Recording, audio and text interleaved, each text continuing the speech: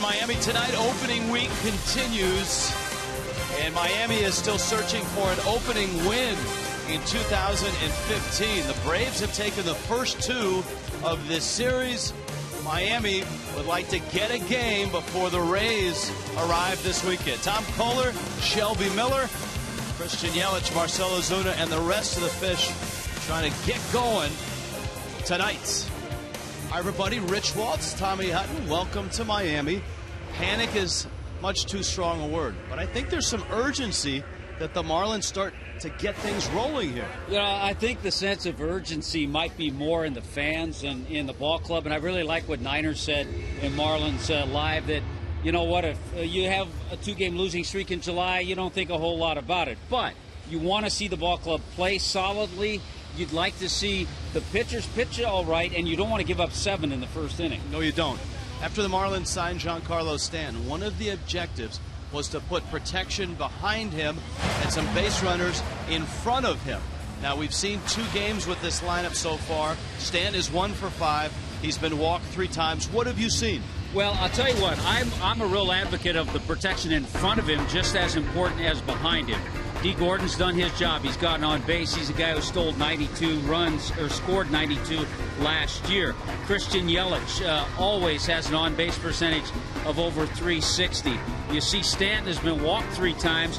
Michael Morris would like to get it going. He told me today around the batting cage he's been a little jumpy, maybe not quite where he wants to be with his swing. Hopefully we'll see that tonight. A deflating start last night from Matt Latos, and Miami hopes that Tom Kohler can take the ball and give them 6-7 innings tonight. You know, you'd love to see the 28-year-old pitch the way he did against the Braves last year. Maybe a little better results, but 4 starts against Atlanta last year. Tom Kohler had an ERA of 2.77. Overall, he was 10-10 on the year, making his first start here in 2015. Kohler did not have a great spring, but the bell has rung. We'll see if he will answer it. Giancarlo Stanton, his best day ever. Shelby Miller might have something to do with that.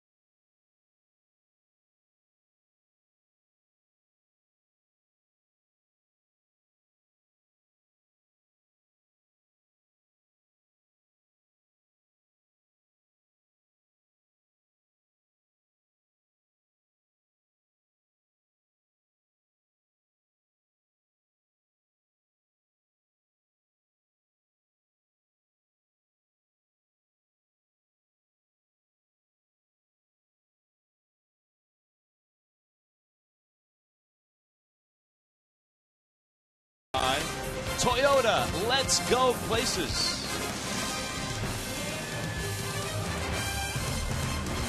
Marlins would like to get themselves to a win tonight. The Braves getting both games of this 3-game set so far. Jam Lexus brings you the Braves lineup. Freddie Gonzalez shakes things up a bit, gets some guys in there that haven't started yet. Jace Peterson at second. Andrelton Simmons promoted to the 2 spot. Nick Markakis and Freddie Freeman both have had really nice series. A.J. Pierzynski gets a start behind the plate, and Johnny Gomes a start in left field. Alberto Callaspo started in Game 1. Our old friend Cameron Maybin gets his first start as a Brave. He's had some at-bats in the series. He's in the 8 spot. And Shelby Miller, acquired from the Cardinals in the offseason, hits 9th. Tom Kohler's first start of 2015. Well, you talk about a guy who had a very solid year last year. You see Tom Kohler's numbers. He gave the ball club 32 starts, 10-10 record, a nice ERA, just under 200 innings. Probably like to bring that one number down a little. He was 10th in the National League with those 71 walks. But overall, a very solid year for Tom Kohler. He'd like to get this one started in the same direction he got last year's.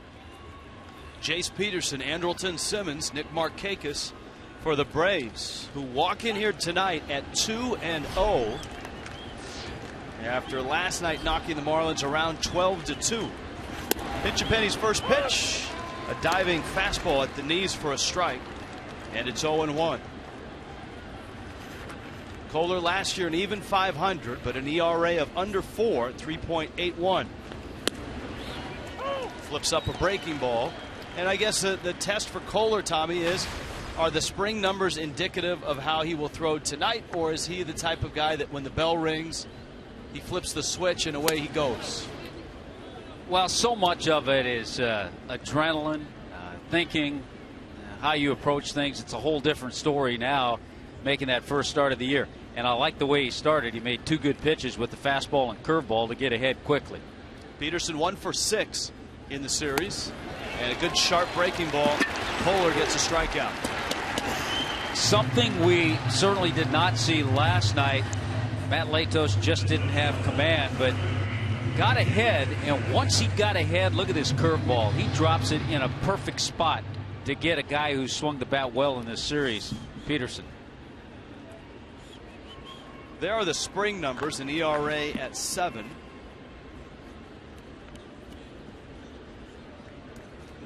Four starts, 5 games. Here is Andrelton Simmons, who was 3 for 9 in the series. Kohler misses away. Simmons got those 3 hits last night, driving in a couple of runs.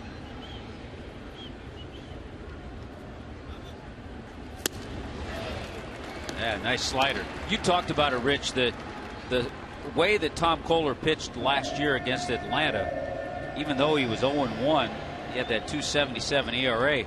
The Marlins just didn't score for him. They averaged about 2 runs a game in those 4 starts.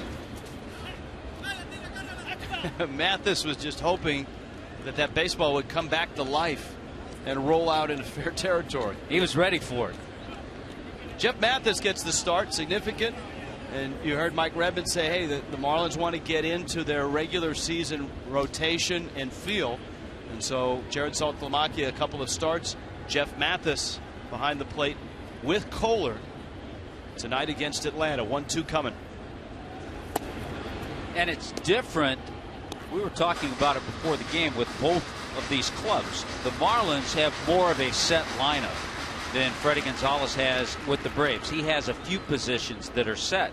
First base, shortstop, right field with Markakis, but he's able to work in some of the guys as he has tonight. Prado across the diamond in time, and Kohler has the first 2 outs of the first inning. Miami's defense tonight. Boy, we saw some flashy plays last night from Prado and Echeverria. There's Yelich, the Gold Glover, Ozuna, and Stanton. It was solid on that left side last night. D. Gordon, Michael Morse, they're working well together. And Jeff Mathis, as Rich pointed out, behind the plate tonight.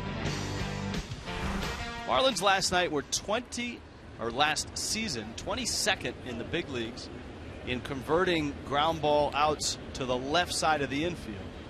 And I think last night an indication that those numbers are probably going to improve with the range that Prado has to his left. Here's Markakis.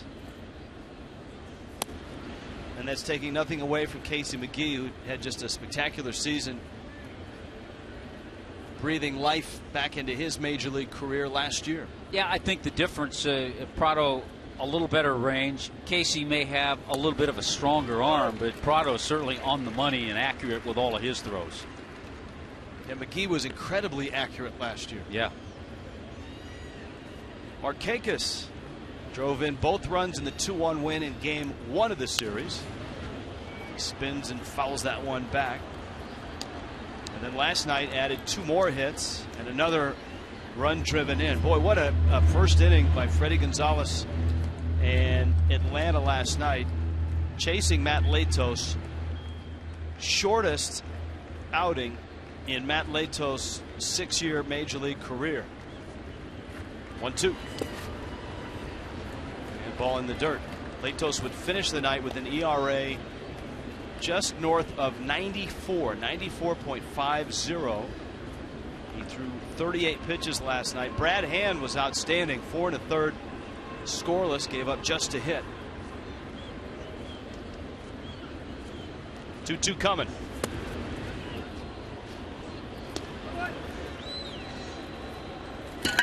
Count full.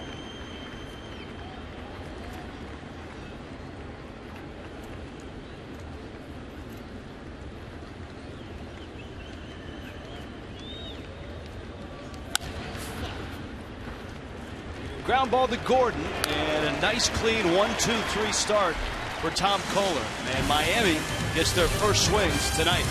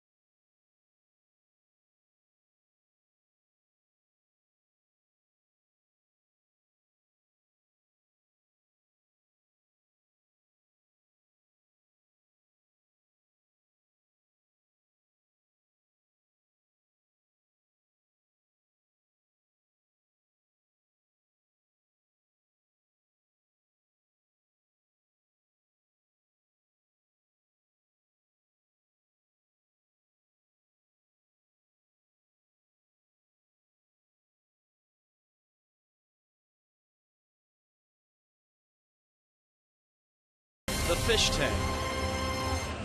Cue the fish. Now, we haven't quite mastered that yet, but we're working on it. Fish are incredibly tough to train. T. Gordon, ladies and gentlemen. JM Lexus brings you the lineup. Christian Yelich, Giancarlo Stanton, Michael Morse, Martin Prado, Marcell Ozuna, Adeiny Echeverria, Jeff Mathis in the 8th spot. Kohler hits 9th, and you see the numbers for this series. They've left 13 on. They've only had 9 at-bats with runners in scoring position, so getting on base has not been a strong suit for the Fish, and they face Shelby Miller, who makes his Braves debut, the 24-year-old first-round pick of the St. Louis Cardinals back in 2009 out of Brownwood, Texas. Yeah, 10-game winner for the Cardinals last year, a 15-game winner for St. Louis in 2013. Miller's pitch is up, a fastball to Gordon. See last season's numbers. He's 2 for 8 in this series, and he's knocked in a couple of runs. Corners are cramped, and case Gordon bunts, and he lines one just over Miami's dugout. Counts 1-1. There they are. What a great shot. What a great shot. Just a little late. But we're working on that. We'll get them wrangled properly next time we do the lineups. Here's the 1-1. Good fastball in on the hands by Miller. The other number with Shelby Miller, we mentioned it with Tom Kohler. Miller walked 73 in 183 innings. He was 6th in the league. So he can get a little wild, but he has worked on. He did toward the end of last year. He also worked with the catcher he has tonight, A.J. Pierzynski, when they were both Cardinals. Worked on a good two-seamer to throw some hard sinkers. 1-2, a bouncer Freeman's way, and he just gets to the bag in time to get Gordon. So an out for Shelby Miller. And here is Atlanta's defense with some new names in there tonight. Yeah, some changes made by Freddie Gonzalez. Johnny Gomes starts in left field. Cameron Maben, the center fielder. Markakis has been in right all 3 games. Alberto Callaspo, Andrelton Simmons, Jace Peterson, Freddie Freeman on the right side, and the aforementioned A.J. Pierzynski behind the plate. 38-year-old veteran. Now Christian Yelich.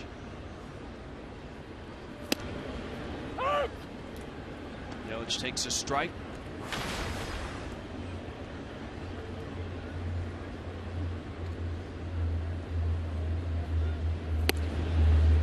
You saw Craig Minervini and Jeff Conine document the big game that Giancarlo Stanton had against Shelby Miller last year. Yelich has had some success. He's 3 for 6 in his career. Chris Guccione calling balls and strikes. Corey Blazer at first. Jeff Nelson out at second. Laz Diaz is at third base. And it's 1-2. Miami's left fielder, Christian Yelich. Ooh, not a bad breaking ball by Miller. That is one that may have come around the plate.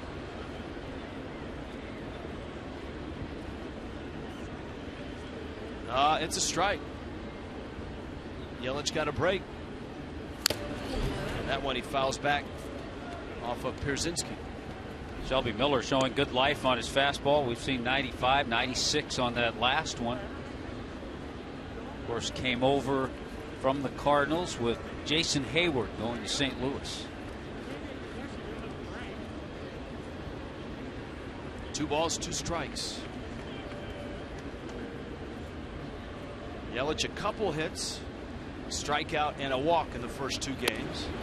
And it's out. Cubs made a big acquisition before the game today. They added 72 porta potties at Wrigley Field. As the renovations continue. 3-2 pitch hit in the air and out of play, and then they promptly went out and beat the Cardinals. What you got on Shelby Miller? Well, we've talked a little bit about the stuff that the 24-year-old has. We've seen an easy delivery, 2 and 4 seamers. We've seen both, and we've also seen him attack hitters. Good curveball along with it, and some good sinkers.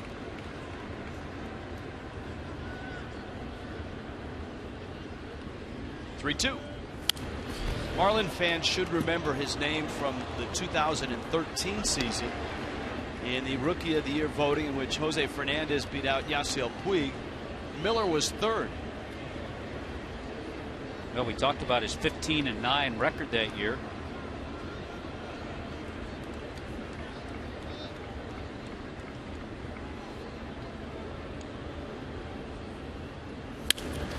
Yelich a liner, and Simmons is there to make the catch. So he hit it on the nose, and here comes Stanton to face Miller. That's a good at bat by Christian Yelich. A 9-pitch at bat. He fouled off tough pitches, had some good swings, ended it by hitting the ball sharply, but at the wrong guy.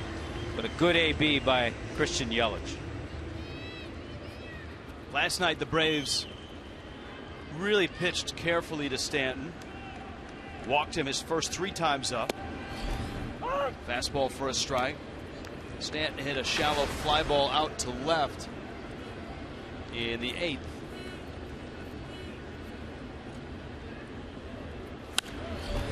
That one fouled back out of play. And of course, Craig and Jeff talked about the big day that Stanton had, maybe his best day of the year last year against Miller, and then the Cardinals with 2 mammoth home runs and that scintillating catch face down on the warning track in right field.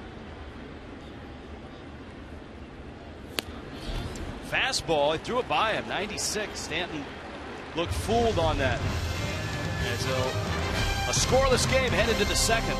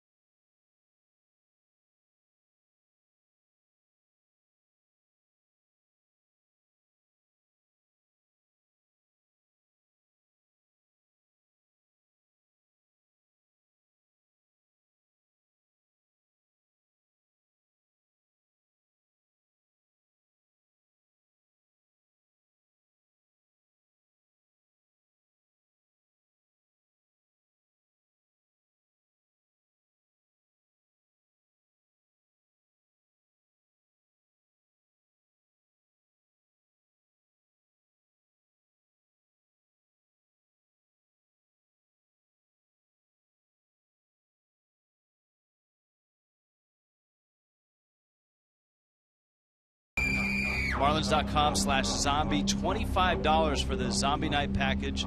Legends level game ticket, Zombie Night t-shirt, meet and greet with T-Dog from The Walking Dead on AMC.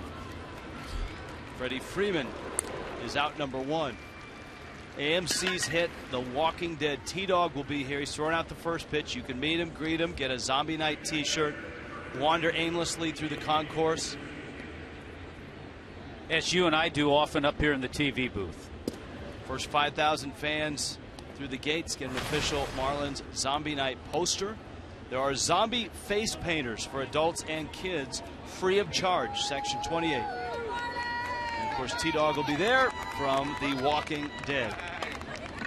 A lot of zombies, Tommy Hutton, are Braves fans because The Walking Dead is filmed in Georgia, Sonoy, Georgia, small town. The center of that.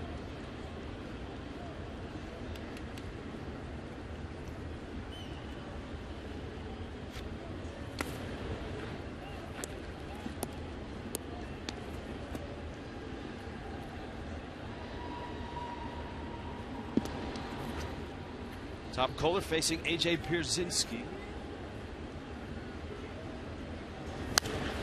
And Pierzynski pulls it foul. Pierzynski, long Major League career, and has dabbled in broadcasting for Fox Sports during postseason play.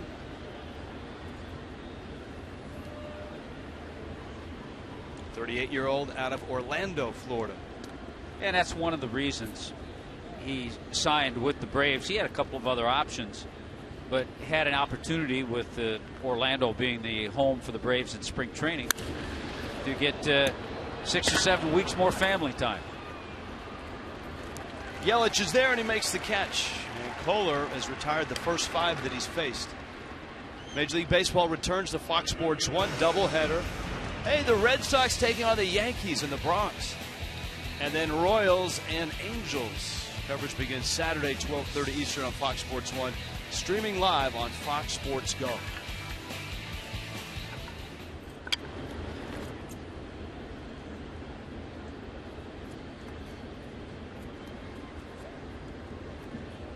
Johnny Gomes. And Gomes takes a strike.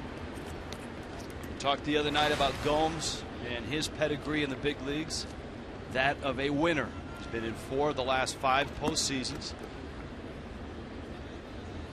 Was a teammate of Jared Saltalamacchia on the Boston Red Sox World Series champion in 2013. Finished last year with Oakland. Oakland was beaten in the wild card game last year. He's a guy at the plate. He never gets cheated. When he takes his cuts, he was a valuable member of the Rays. I think at that time they were the Devil Rays when Johnny Gomes was in St. Pete.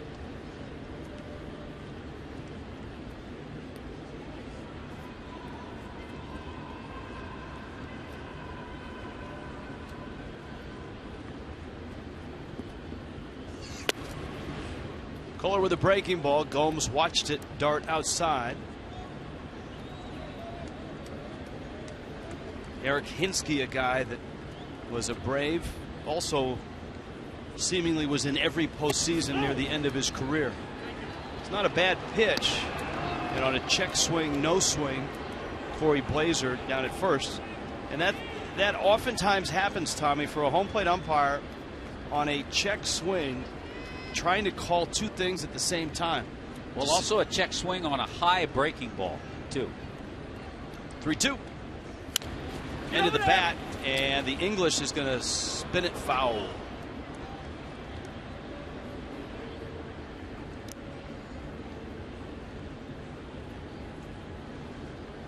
The count stays at 3-2. Yeah, Freddie Gonzalez going with the veteran guys. Gomes 34. We mentioned Pierzynski 38 years old.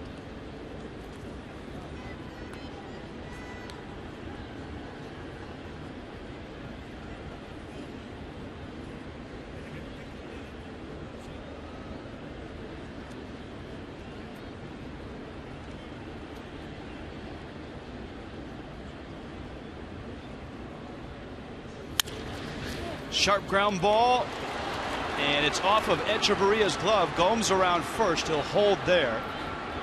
I don't know if Prado touched it or not, but it didn't look like Echeverria saw it clearly. I don't know that he's got a play at first. Here's a look. I don't think he may have touched it a little bit and just deflected it enough, but you're right. I don't know if Etch is able to throw him out. I thought Gomes had a shot to go to second base, and if you're a runner with 2 out, a lot of times you try to think that to get into scoring position.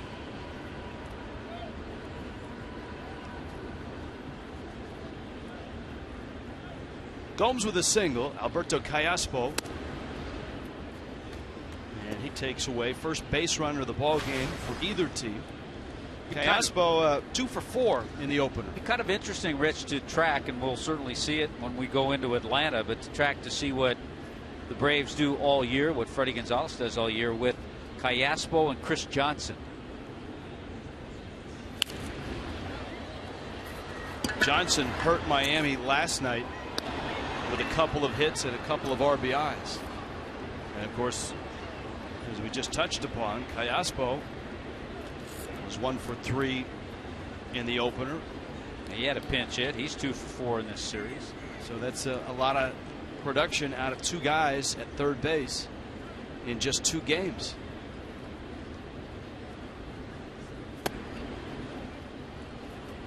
Two and 1. Marlins and Rays on Friday night. The Zombie Night promotion starts that series. And James Loney will not be there. He's been placed on the 15-day disabled list with a strained right oblique. The Rays have had a lot of injury issues to start the season. That one snakes its way into left field. So Callaspo and Gomes with 2 out base hits. And brings up Cameron Maybin. Well, this is just good hitting by Callaspo. The pitch tailing away out over the plate.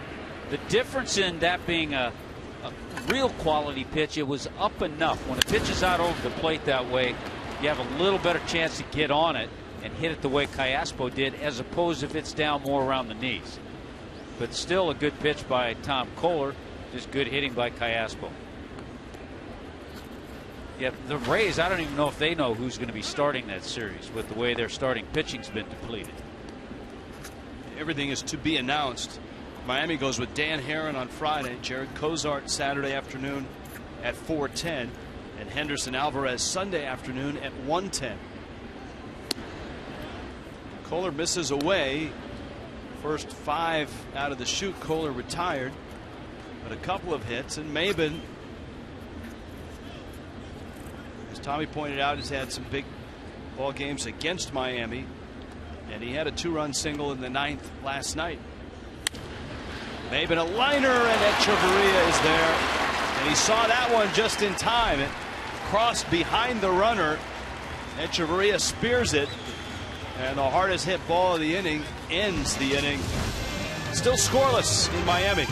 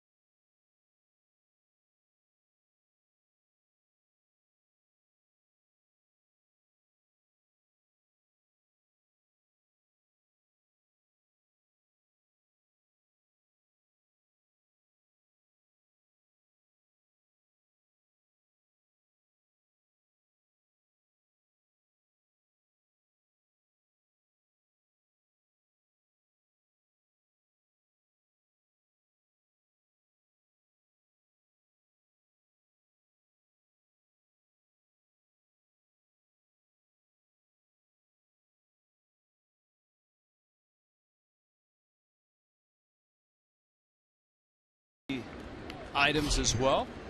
Scoreless ball game, bottom second. I don't know that that qualifies both the sandwich. Not sure if the cotton candy's gluten-free and organic. No. Michael Morse, Martin Prado, Marcell Ozuna against Shelby Miller. Scoreless ball game. And Miller bends one outside to Morse, who is 1 for 8 in his first 2 games as a Marlin. You can see a healthy year for the most part last year with the Giants. Morse rolls one up the middle. It's into center field. A base hit. Well, that's a great sign after talking to Michael around the cage today. He just said he's been a little jumpy. And so when you stay back and think up the middle, you start to put it in place. And that was a good swing and a good way for him to start things tonight. Here is Prado. One of the dynamics with Prado in this spot and with Morse in front of him. Morse is certainly not a stolen base guy, nor is that guy. And Prado is very much a contact hitter who does hit a lot of ground balls. So drives that one to right. Markakis, the Gold Glover out there, makes the catch. You know, I think we'll see, and it's a chance. And heck, when you manage games at the major league level, you always have to take chances once in a while. I think we'll see occasionally maybe a little movement. You take a chance, you send Morse, and that puts a little pressure on Prado, but you know he has good bat control, and he'll put the ball in play. So maybe once in a while during the year we'll see that.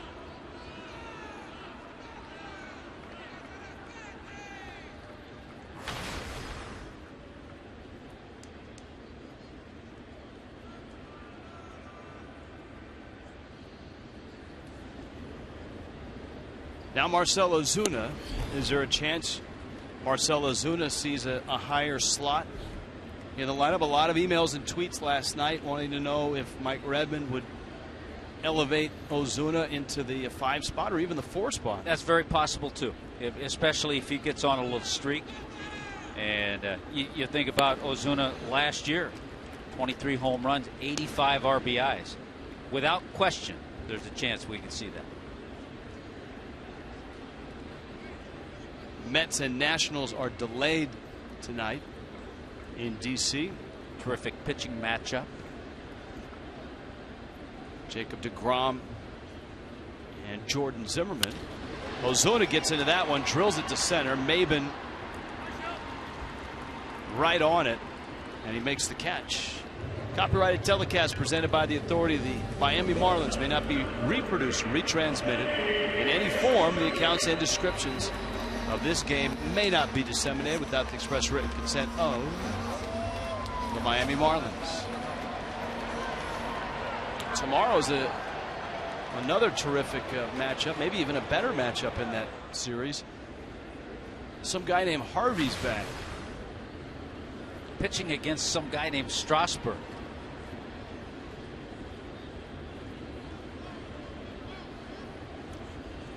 Two outs, more still at first. Echeverria takes outside. So a couple of line drive outs after the Morse base hit. Echeverria up in the 7 spot with Mathis catching. Mathis hits 8th.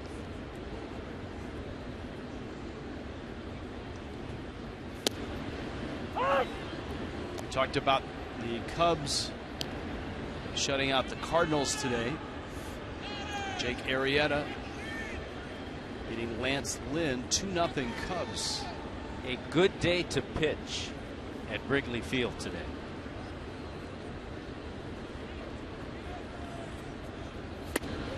Fastball up and in. One of the surprise teams out of the chute, and I know it's 2 games in, but how about those Colorado Rockies, who are 2-0 and in those 2 games have doubled 12 times to tie the 1912 New York Giants for the most doubles in the first 2 games of the season. Echeverria shoots a ground ball out to second. Jace Peterson to first, and Miami is done in the second. Scoreless ball game here. Atlanta and Miami.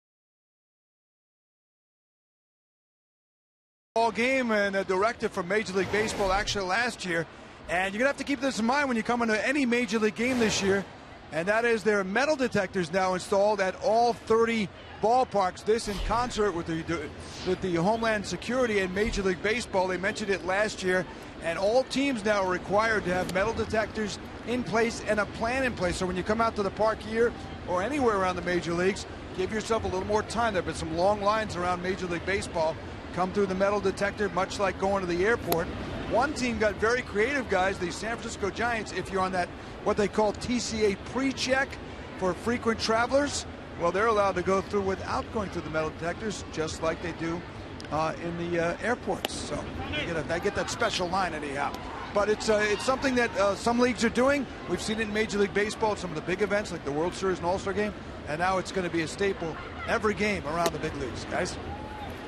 It's always wise when you're coming to this ballpark or any other ballpark in baseball, give yourself a few extra minutes this year. Well, Tom Kohler, Tommy Hutton addressed the walks last year for both he and Shelby Miller. And so Kohler figures he'd get both names into the same sentence. He walks Shelby Miller. Well, and that's the absolute no-no. Not only walking the leadoff man, but walking the leadoff man when it's the pitcher, who is a 144 lifetime hit.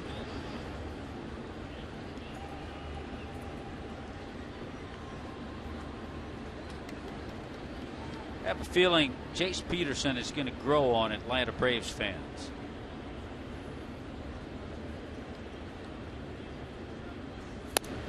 Padres were very high on him. He was a piece that the Braves coveted in the Justin Upton deal. And the Braves people that we talked to that were around him all spring just loved him.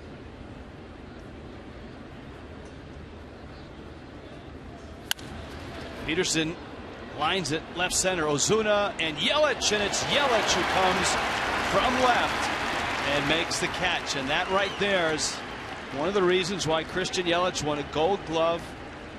Terrific routes, good angle, and nice closing speed. Yeah, excellent closing speed. He has those long, smooth strides, and we've seen Christian Yelich play center field as well. But as far as left fielders go, no other left fielder won a Gold Glove. There's your Gold Glove winner.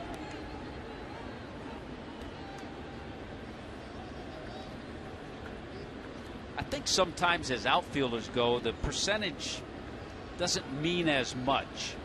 The fielding percentage. It's more about routes, how many balls you can get to.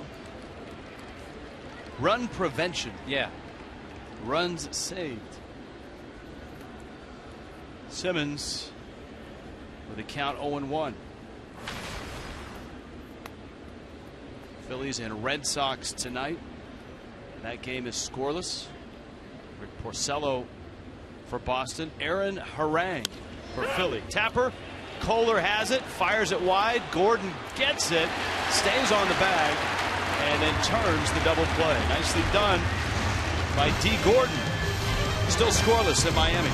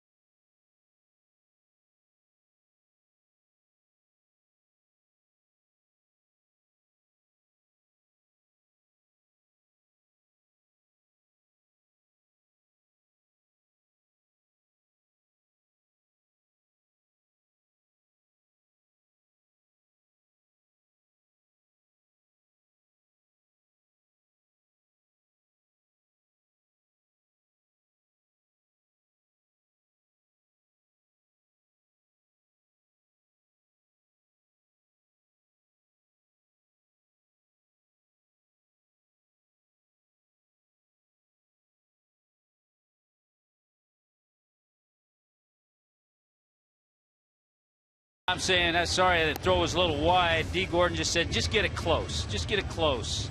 Started with the pitch, pretty good pitch. He gets Simmons to tap it back to him. And then watch the throw. It's wide, but D. Gordon stays with it. He keeps his feet balanced, is able to go to his left, and then complete the double play. So nice job. You also heard Jeff Mathis in the background yelling too. So I'm sure Tom Kohler said, sorry about the throw. D. Gordon probably said, don't worry, just get it close. And it's Mathis who leads it off with Kohler and Gordon to follow. So the trio involved in that play to face Shelby Miller, who's given up a base hit. That was Michael Morse in the second. Has struck out one and walked nobody. Miller, who dipped last year with the Cardinals from his outstanding rookie season. Mathis pops it up back behind the plate and out of play.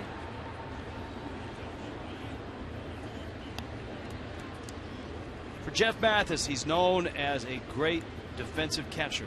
Offensively, it has always been somewhat of a struggle in the major leagues for him. He has had some success, brief success against Shelby Miller. He's 2 for 2 against him. Swings and misses at a breaking ball.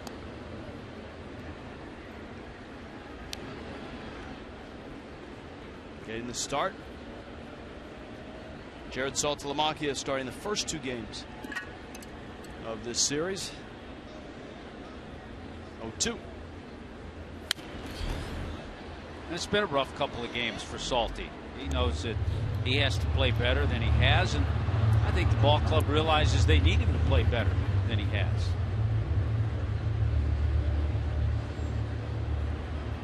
Next to Dan Herron there. We'll see Dan on Friday night against the Rays. Miller, high fastball, and that finishes off Mathis. Here comes Kohler. Second strikeout for Shelby Miller. And Fox Track shows you the game plan against Jeff Mathis.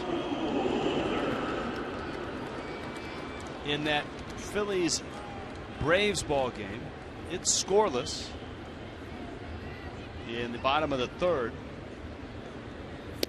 Starting in right field with a base hit, his first at bat for the Phillies, Jeff Francoeur, who was a fixture in Atlanta in right field before Jason Hayward came on the scene. You know, a fixture and a very popular player in Atlanta. And a guy that hasn't been in the big leagues much the last couple of years. He's played just 32 games. I believe 2 years ago with the Giants, last year 10 games I think with the Padres after playing the whole year in AAA. Francoeur trying to hang in there and get himself back to the big leagues. Made the Phillies in spring training. If memory serves me, I believe Francoeur came up at the same time Jeremy Hermida did as a Marlin. Kohler strikes out. Miller, a couple strikeouts to open up the third, and here comes D. Gordon.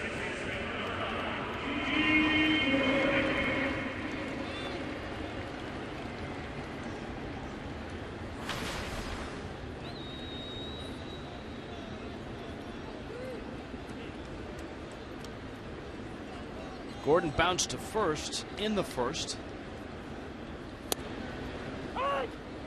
Talked about James Loney of the Rays, who will be here on Friday going on the disabled list. Justin Verlander went on the disabled list. Matt Cain on the DL as well, with some tightness in his forearm.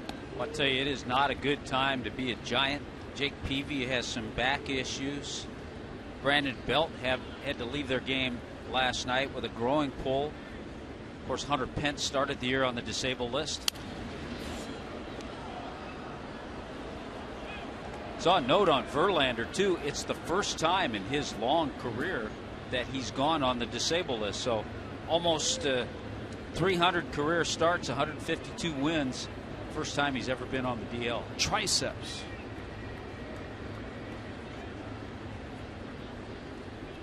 One, two. Talked about Miller throwing a two-seamer, and it really helped him at the end of last year. Last 6 starts, an ERA at 1.69. guy who helped him with it a little bit, his teammate, Justin Masterson, who's a good sinker ball pitcher.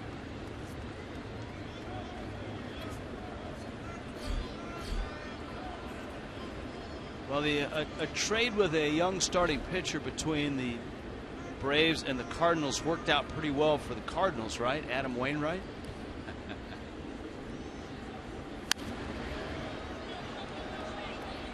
That's always one the Braves don't want to talk about too much. Both organizations, great history and reputation drafting and developing starting pitching. Make a lot of credit too to the Braves pitching coach Roger McDowell. Has been there quite a few years. And for many years for the Cardinals, it was Dave Duncan, who not only helped develop pitchers but also refurbish and provide a new beginning for some pitchers that arrived there somewhat broken down. Julio Teheran, outstanding in game 1 of the series. Alex Wood last night. This is going to be a tough play to make, and Gordon's got a base hit. He wouldn't made it. Doesn't matter. Had Peterson picked that ball cleanly, D. Gordon has himself an infield base hit. The importance of him just trying to keep the ball on the ground, just trying to make contact, because just by doing that, he puts pressure on every infielder. Part of what makes sports fun, Tommy, is drama, the unknown. Not sure what's going to happen next. It's a pretty good bet that D. Gordon is running here with 2 outs and Yelich up. Miller knows it. Pierzynski knows it. Gordon knows it.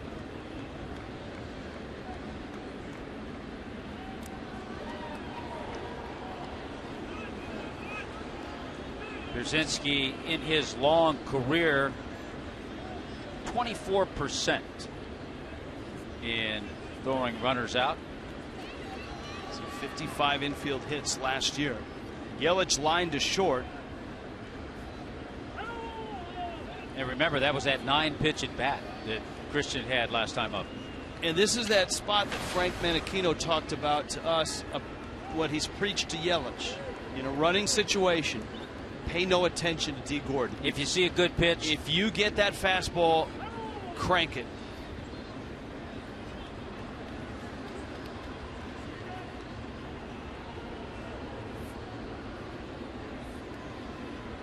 So we'll see what he gets here.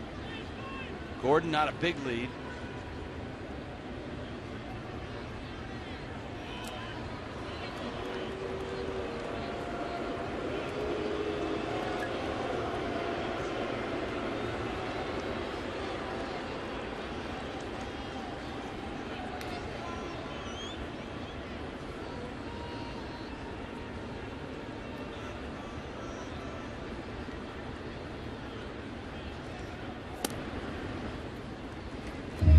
Changing his deliveries. Over first, he's a little quicker. He's real quick that time to the plate.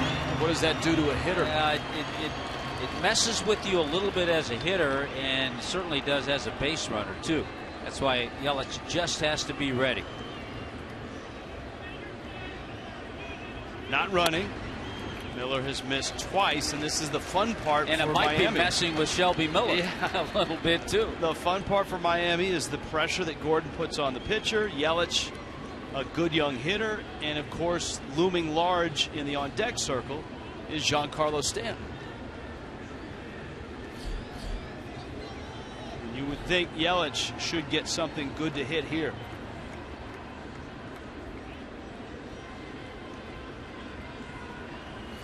Yelich lines it foul, and Gordon has yet to take flight for second. Well, and you know, any ball hit into the gap, and Yelich had 30 doubles last year. Anything hit in the gap, and D. Gordon's going to fly around and score. Count 2-1. Gordon's at first. There's 2 outs in a scoreless game in the 3rd. Yelich pulls the trigger on that. Gordon hasn't left yet.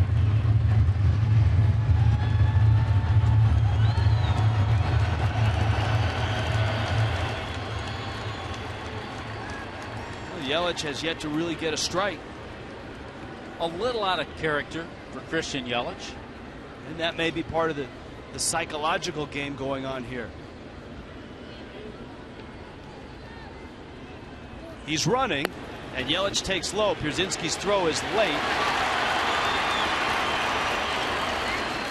Going feet first is somewhat new to D. Gordon. Last year, head first, he got banged up. It wore him down. And in fact, he slid over second numerous times, and when he had stolen a base, was actually thrown out. So he's still working on that pop-up slide, that feet first look. Well, he gets that front leg extended. I like that. He also got a good pitch. Got a breaking ball. That ball caught him on the back of the helmet, too, the throw from Pierzynski.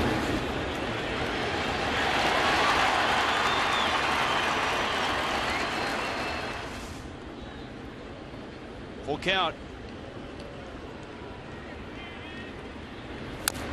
Breaking ball, Yelich fouls it off. Miller trying to get in there with a breaking ball. Yeah, 2 in a row. Where he has been successful, Shelby Miller a little bit tonight with strikeouts. He's gone up in the zone to pick up strikeouts.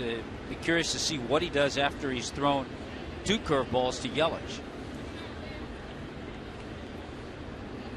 Yelich top 5 in the league in pitches per plate appearance last year. 3-2 coming again.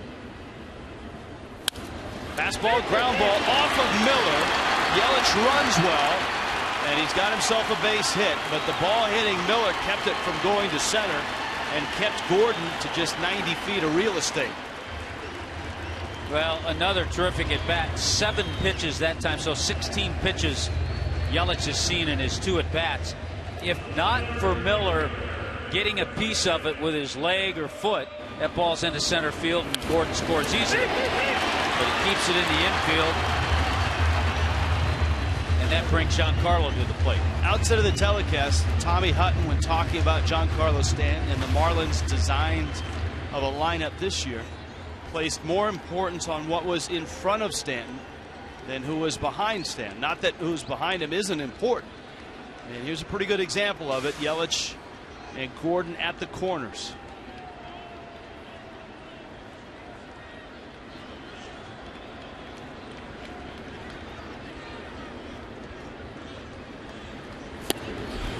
Stanton goes after a low fastball, and it's 0-1. He did not look comfortable his first at bat. No, he did not, and he struck out on a fastball that Miller threw by him last time up.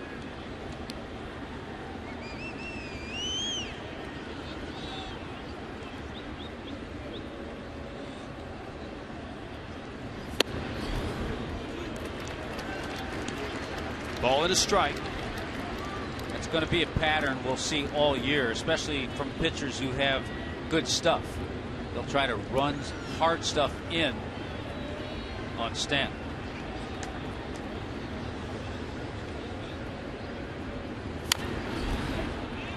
Tie him up like that.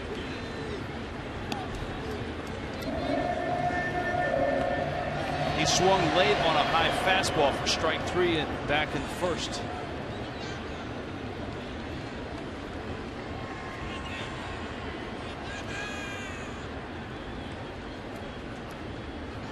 Scoreless game, bottom third, 2 down at the corners. 1-2 to Stanton. That almost took Pierzynski with it. It's 2-2.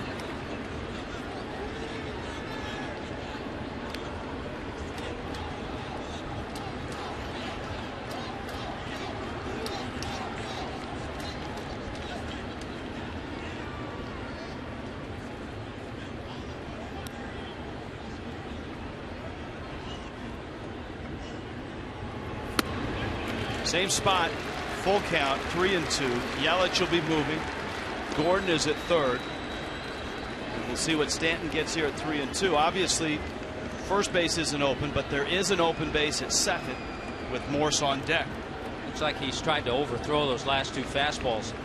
See if he stays with that fastball up or if he comes with the breaking ball.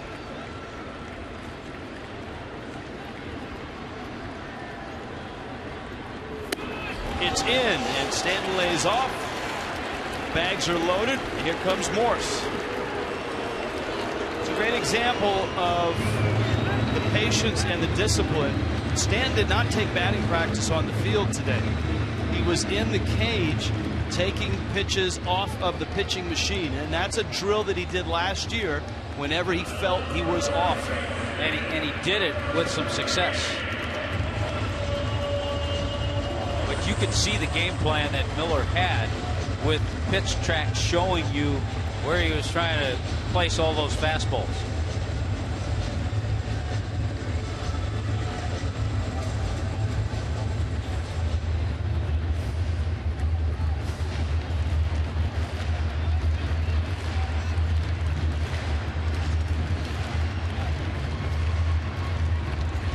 Now Morse singled in the second, his second hit of the year. He's 2 for 9.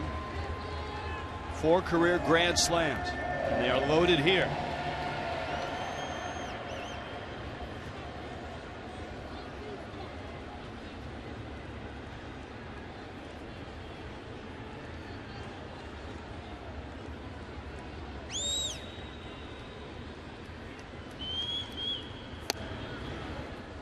Right down the middle at 93.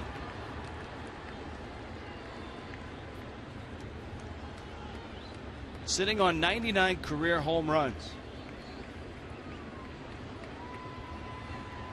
And remember, a few years ago, 2011, 31 home runs with the Nationals. Miller misses in. Shelby Miller now at 57 pitches.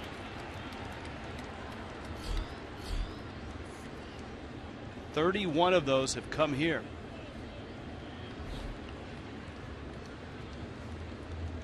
Now remember, he was on the bases last inning. He led off the inning with a walk. He's finally erasing that double play. Morse takes in, and it's 2-1. Morse has talked as well about not trying to do too much. Big roll hitting behind Stanton.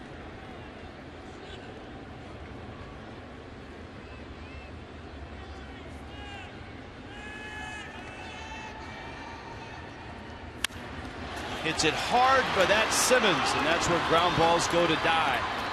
And thus ends Miami's third.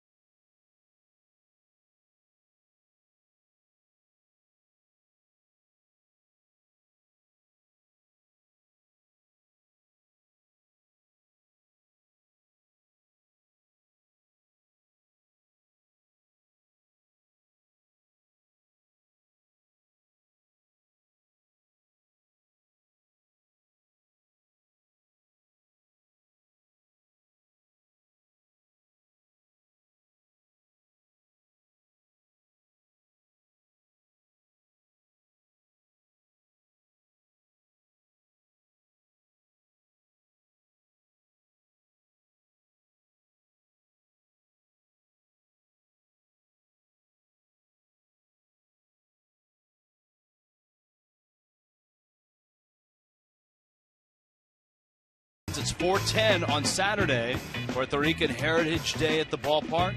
All you can eat seats, just $35 after the game. Concert on the West Plaza.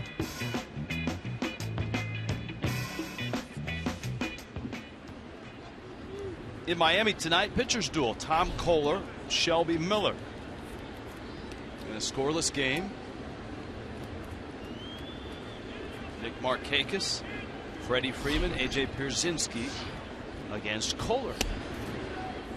Breaking ball for a strike. Told you that Zombie Night is Friday night. If you're a fan of The Walking Dead, you can come on in and get your face painted for free. You can become a zombie.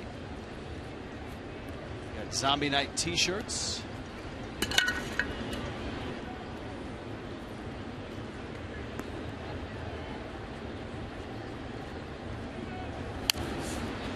Rich, you think those zombie face painters will make a visit to the booth?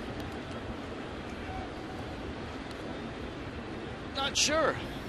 Not sure. I think they're going to be down on the concourse.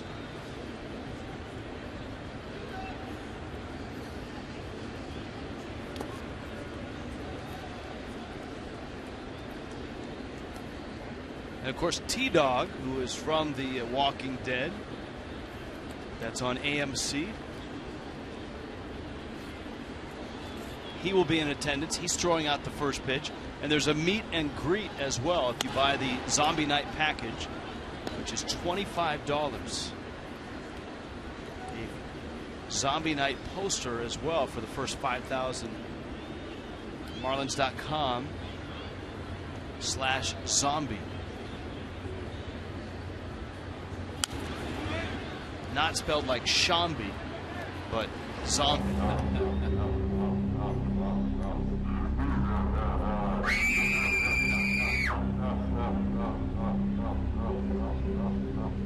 Crack staff working all afternoon on that.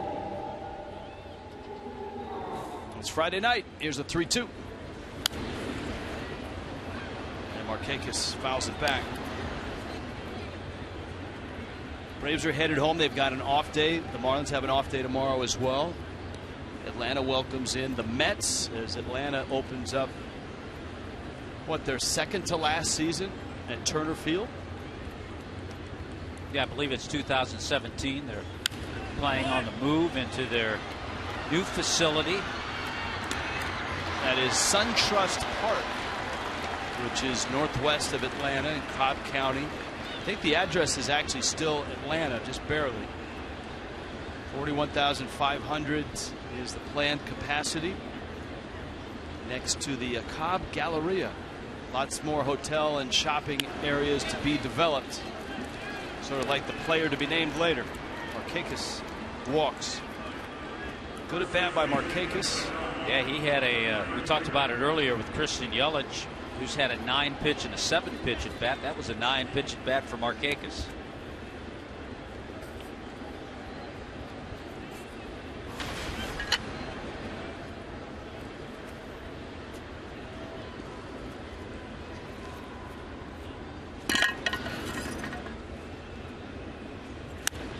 Freeman, who had a pair of doubles last night. Stanton in full flight.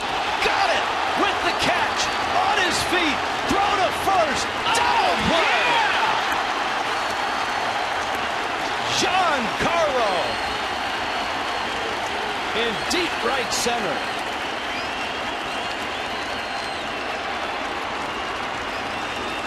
We talked about it last night, Rich. The outfield, Yelich has won a gold. Ozuna could win one. Stanton someday will win one. What athletic ability. Watch the concentration. They are still on their feet here in Miami. Oh, yeah.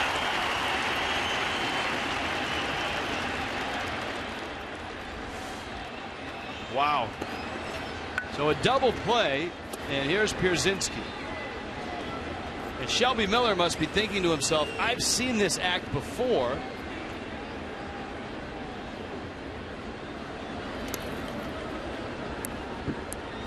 In a Miller start, and Jeff Conine, Craig Minervini just before first pitch documented the 2 home runs, and in August that great catch, and that was a Shelby Miller start. And if you remember that catch, he was going the other way and back. This one he was going to his right, his back. Colton Wong who hit the one against the Cardinals, and it's Freeman who's robbed here. And Kohler promptly walks Pierzynski. So a walk, a highlight film double play by Stanton, and another walk for Kohler here in the fourth. It's a little thing, and Freeman who hit that ball. You have Pierzynski who just walked. It's a little thing, but you would love to have seen Tom Kohler come back after a play like that, go right after Pierzynski, get in the dugout and score some runs. And all of a sudden another walk, the Braves get a base runner. And Johnny Gomes, who singled his first time up, is the batter.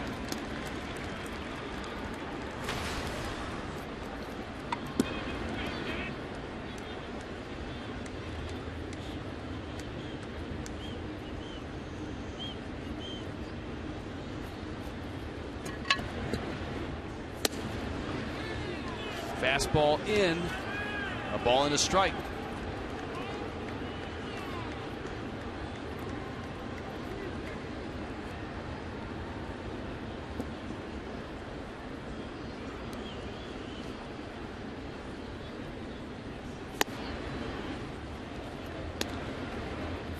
It's 2-1, and Kohler right now is having trouble finding the plate.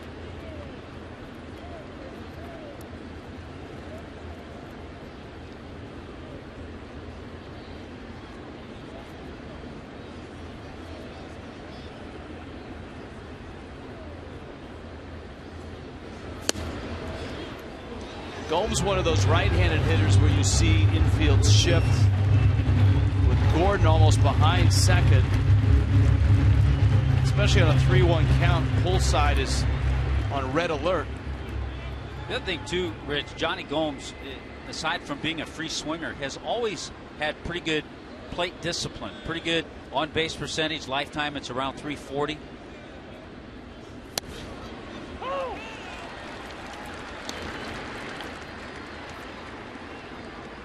Strike outside corner.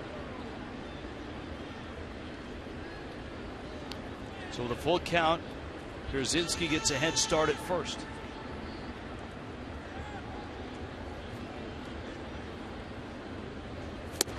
And he got him. So Kohler comes back and strikes out Gomes. The Stanton play takes care of 2 outs. Will fill the highlight shows tonight. Giancarlo with a catch. And the throw. A double play.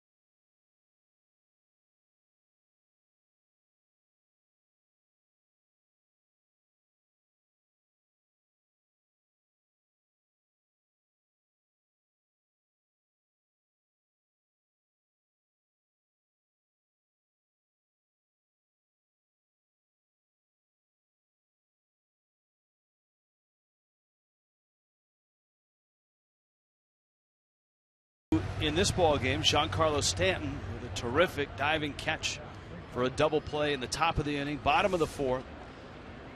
It's scoreless.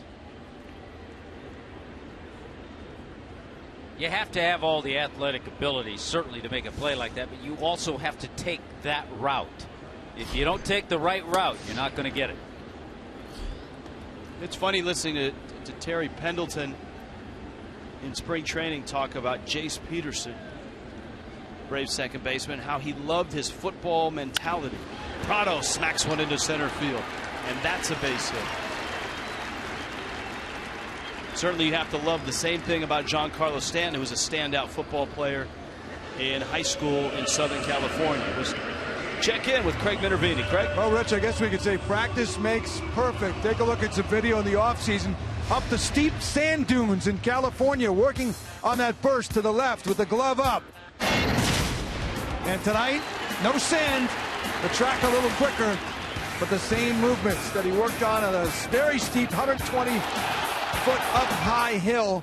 Also, A.J. Ramos, Ricky Delasco, some football players have worked on that same dune there in California.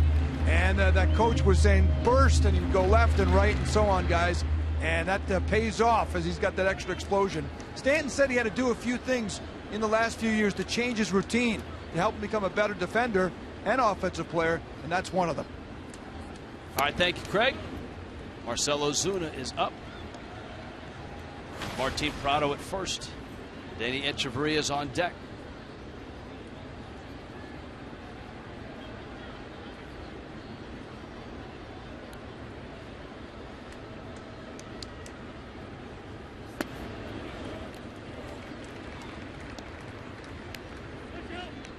Got a couple of durable pitchers here in this game, too. Tom Kohler, Shelby Miller. Neither has ever been on the disabled list.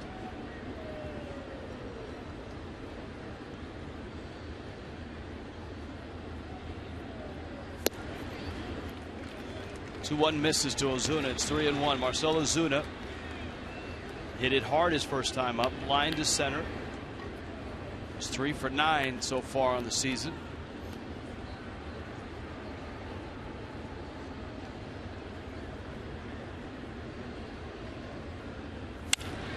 Boy, does he smoke that one. Ozuna is, of all the Marlins right now, I think Ozuna is swinging the bat the best. Well, he lined out to center field back in the second inning. Hit an absolute rope that time. Marlins and Rays, of course, Zombie Night coming up on Friday.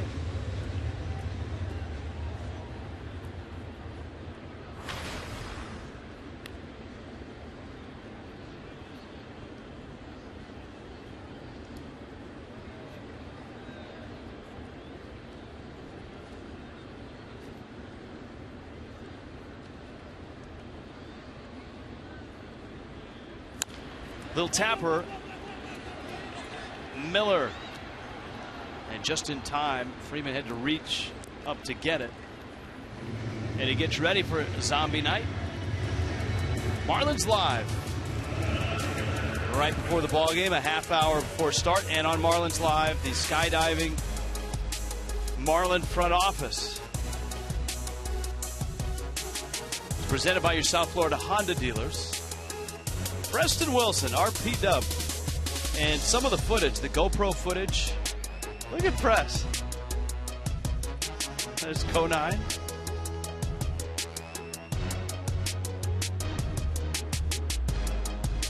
Safe. Wow. He doesn't even see himself up in the screen behind himself. Allow myself to see myself. To see myself.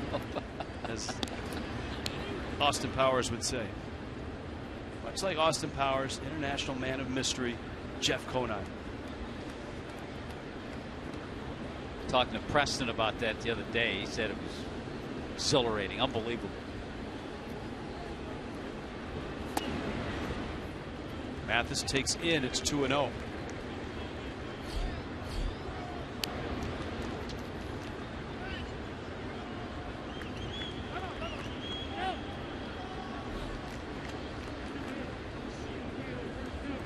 They're just going to flat walk Jeff Mathis after falling behind 2-0, and Tom Kohler will try to give himself the lead.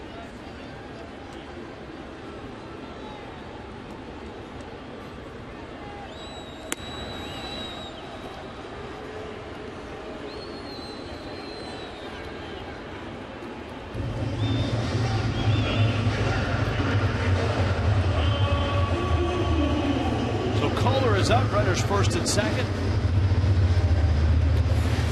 Zombie Night starts things on Friday. Evan Longoria and the Rays will be in town.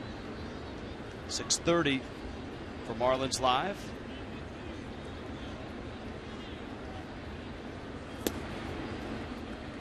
One note, the start time on Saturday, and remember, for most Saturdays this year, 4:10.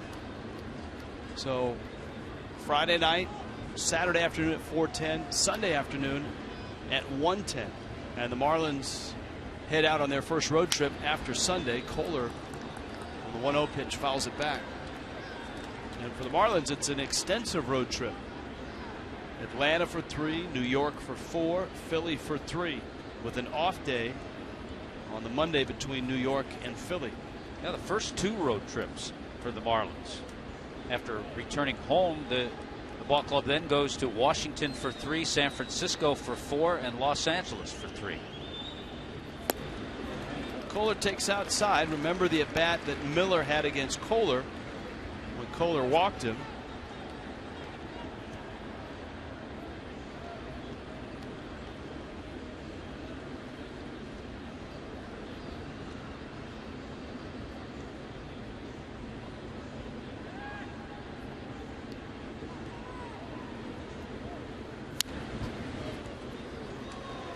Two balls, 2 strikes.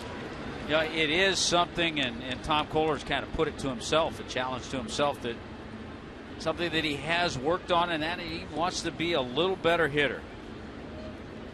Just 3 hits last year. Says kind of baby steps. He'd like to double that. He'd like to get 6 this year.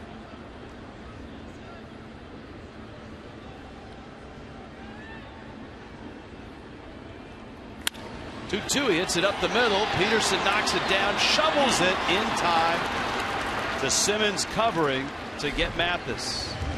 When Kohler hit it on the nose, still no score to the 5th.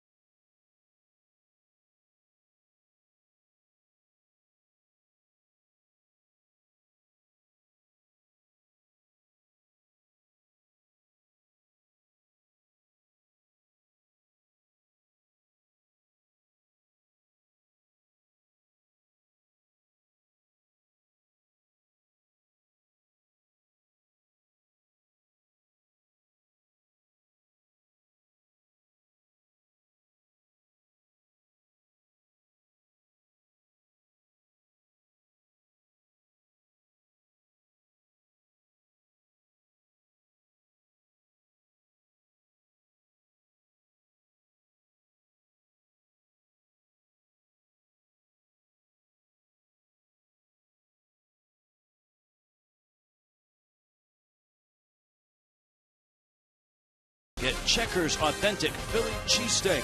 Try the new Meatball Sub. Pick yours, 2 for $5.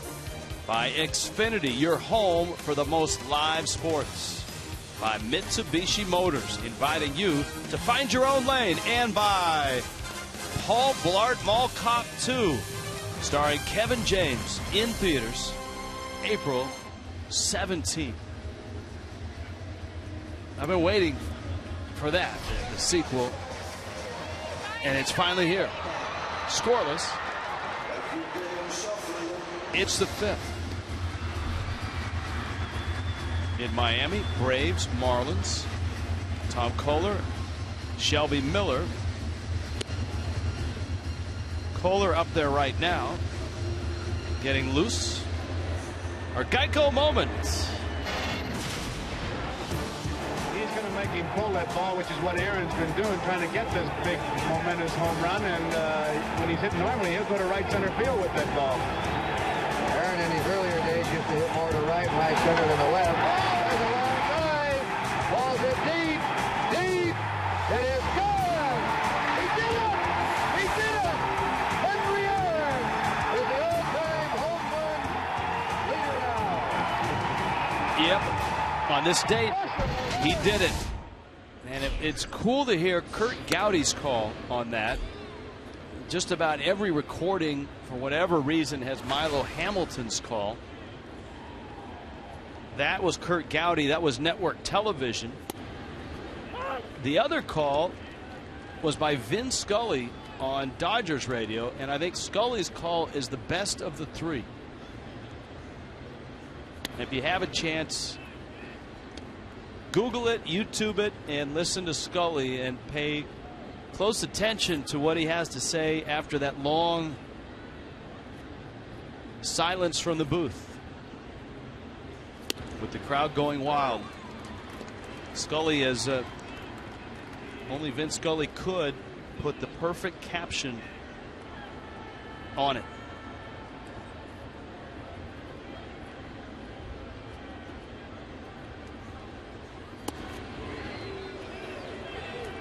Alberto Callaspo up right now for the Braves. Full count, 3-2. Tom Kohler wobbled a bit in the fourth with a pair of walks. He was bailed out by Giancarlo Stanton's catch that started the double play. And that one just out of the reach of Prado. Yelich charges. Callaspo doesn't run that well, and he's on his way to second. He's out by a bunch. Boy, we've seen some tremendous defense, especially in the outfield tonight. You don't make that play unless you get to that ball in a hurry. And as you're going after that ball, you have to think about making a throw to second base. Callaspo just kind of slaps it over there. There's Yelich getting to it, getting his feet in the proper position to make a perfect throw, which he does to get the out. Great execution by Christian Yelich.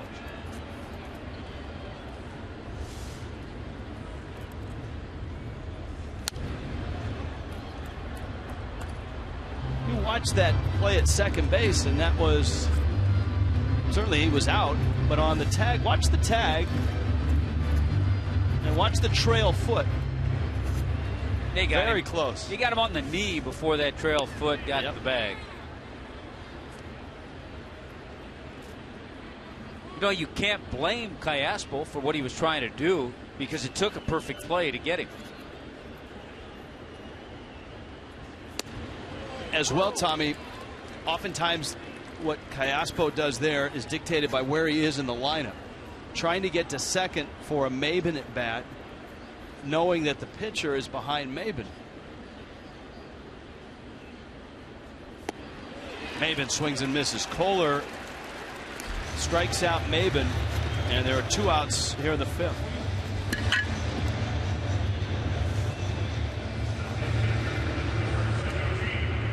Well, he snapped off some good curveballs in this one tonight.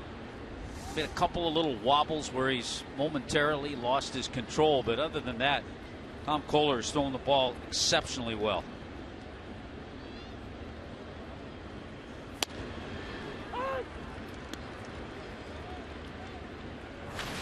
Now it's Miller with a count 0-1.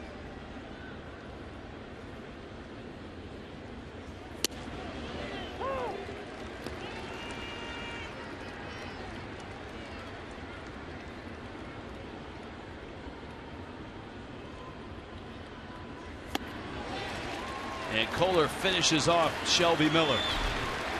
Some more good defense, this time from Christian Yelich. And it's still scoreless in Miami.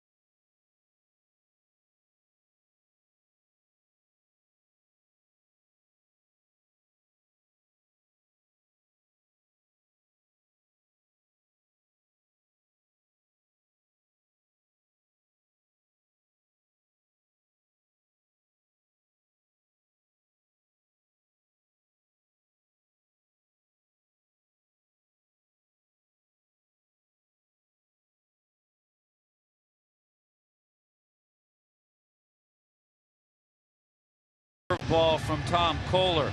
Used a little bit of a spike grip, and that's the pitch that he threw to pick up the strikeout that ended the inning. Look at the bottom fall out of this. Cameron Maybin, most hitters, really didn't have much of a chance. And here's a look at the grips that Tom Kohler will feature. The two-seam fastball, four-seamers. We've seen those tonight. There's that curveball grip. The slider changes the fingers a little bit, and the circle changeup. So Tom Kohler features all of those, and he's featured most of them very well tonight. Miami features the top of the order in the bottom of the fifth, halfway through. No runs here for either team. Shelby Miller and Tom Kohler matching zeros. D. Gordon infield hit and a ground out. Counts 1-0. And Rich, we talked about it at the very beginning of the game. The success that Kohler had last year against the Braves, he pitched well, 4 starts, an ERA at 2.77, but didn't get much offensive support. Yeah, in those 4 starts, Miami scored 9 total runs.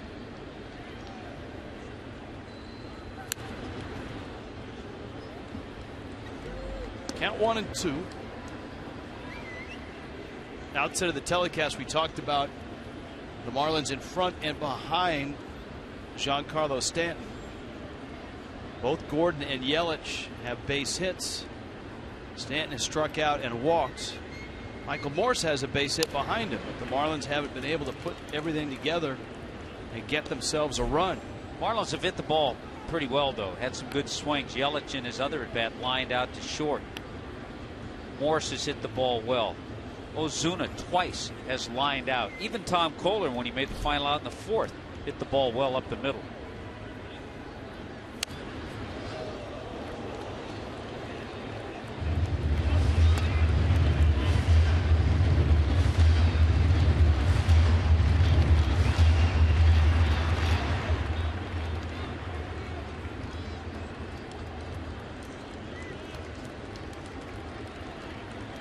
One-two.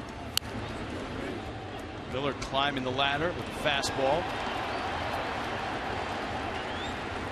Miller just ahead of Kohler in pitch count. Kohler 75 pitches in his 5 innings. 4+ for Miller. He's at 82.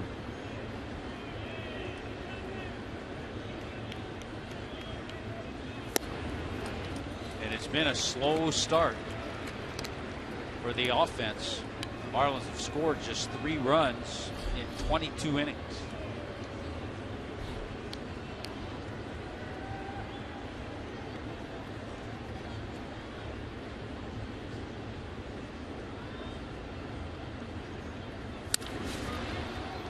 Peterson to his right, quickly gets it to first.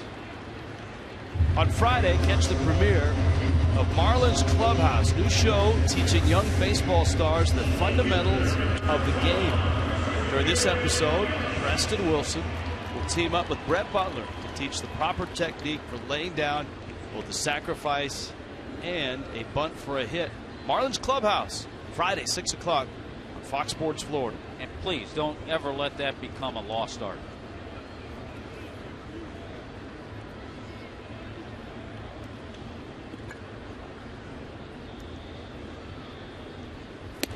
Preston will parachute in before the show.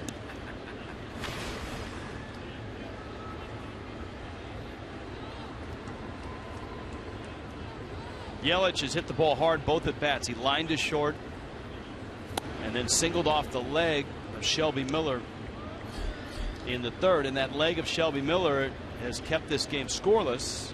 D. Gordon was at second, and the carom stayed on the infield, which prevented Gordon from scoring.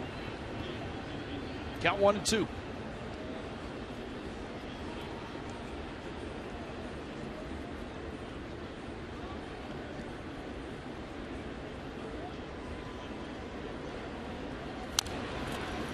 Yelich rolls it foul.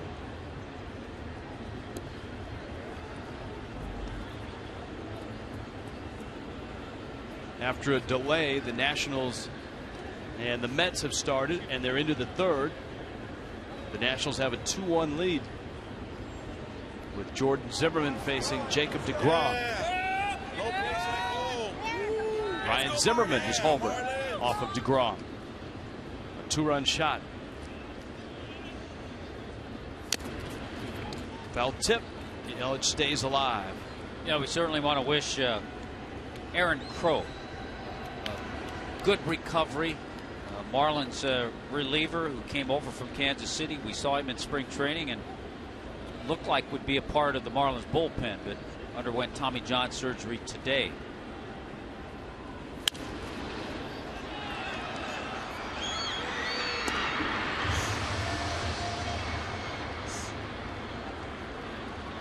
Count still 1-2 on Christian Yelich.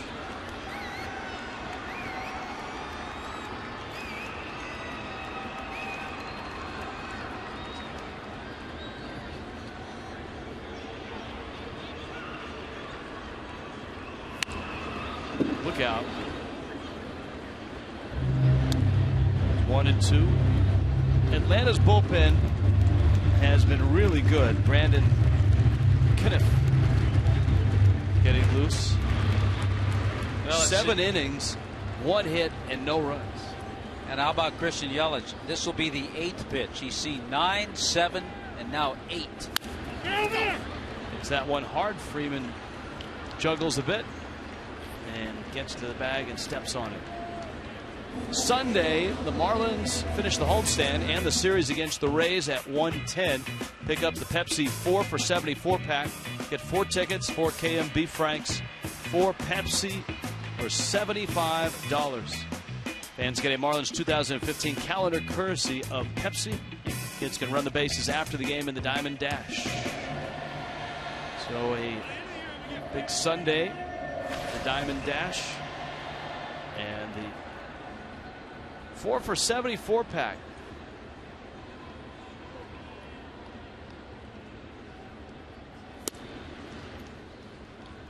Giancarlo Stanton struck out back in the first, walked in the third. Stanton's biggest contribution to this ball game, that incredible diving catch in deep right center, and he popped up to his feet and doubled off the runner at first, which was Nick Markakis. And that pitch just caught the bottom part of the zone. Miller worked up in the zone almost exclusively in Stanton's second at bat.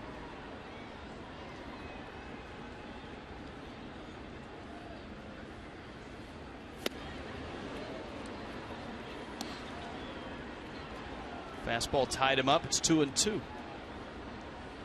Cold hard fact. Brought to you by Clean Crisp Coors Light.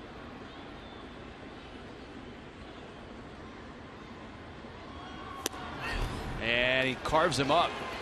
Shelby Miller strikes out Giancarlo Stanton. And the Marlins and the Braves fight onward in a scoreless game.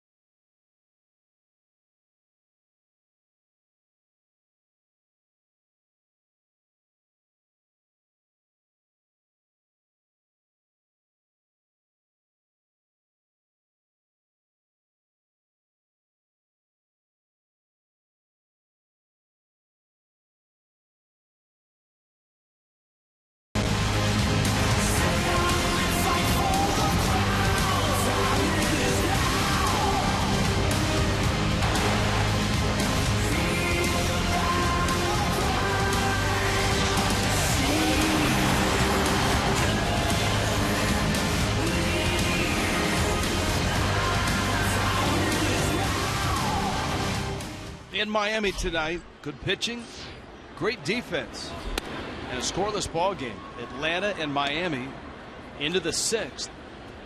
Jace Peterson, Andrelton Simmons, Nick Markakis, Giancarlo Stanton with that catch and throw, which turned into a double play, robbing Freddie Freeman of a double, saving a run, and then doubling Markakis off at first base. The play of the night so far. Peterson struck out, lined out. You count 2-1. And Tommy Hutton, as you documented, two right-handers who, though they had some success last year, battled walks. Peterson lifts it to center. That would be Marcell Ozuna. And he lines it up and makes the catch. So far, they've pitched around them. Miller's walked 2, 1 intentional. Tom Kohler's walked 3. He's been able to get out of any little jams, albeit thanks to that good defense that you just talked about.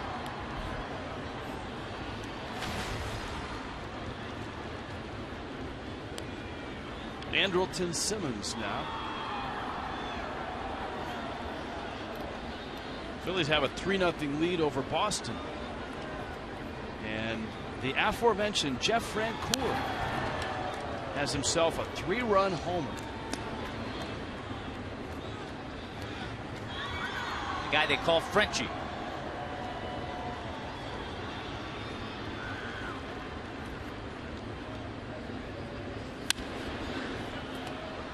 Simmons to center. Ozuna makes the catch. A pair of fly ball outs into center field. Every weeknight, don't miss Major League Baseball Whip Around on Fox Sports 1. Highlights, instant analysis, live look-ins from around the league. MLB Whip Around airs weeknights 7 Eastern on Fox Sports 1. Streams live on Fox Sports Go.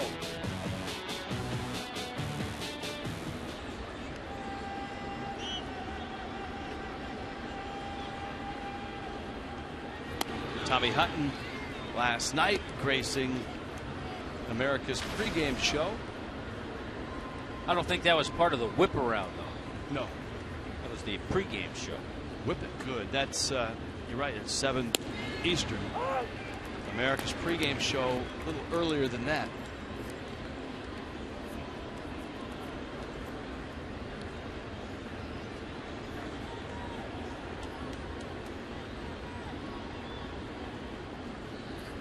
Markakis walked in the 4th. Takes outside. Now, if you've just followed National League teams, you haven't really seen a lot of Nick Markakis, but he's had a very solid career. Talked about a 2-time Gold Glover. He's had over 100 RBIs a couple of times. Got 141 career home runs.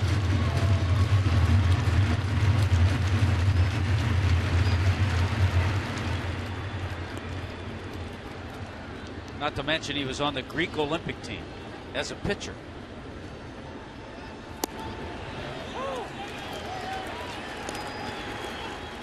Nine seasons in Baltimore. Went to Young Harris Junior College in Northeast Georgia.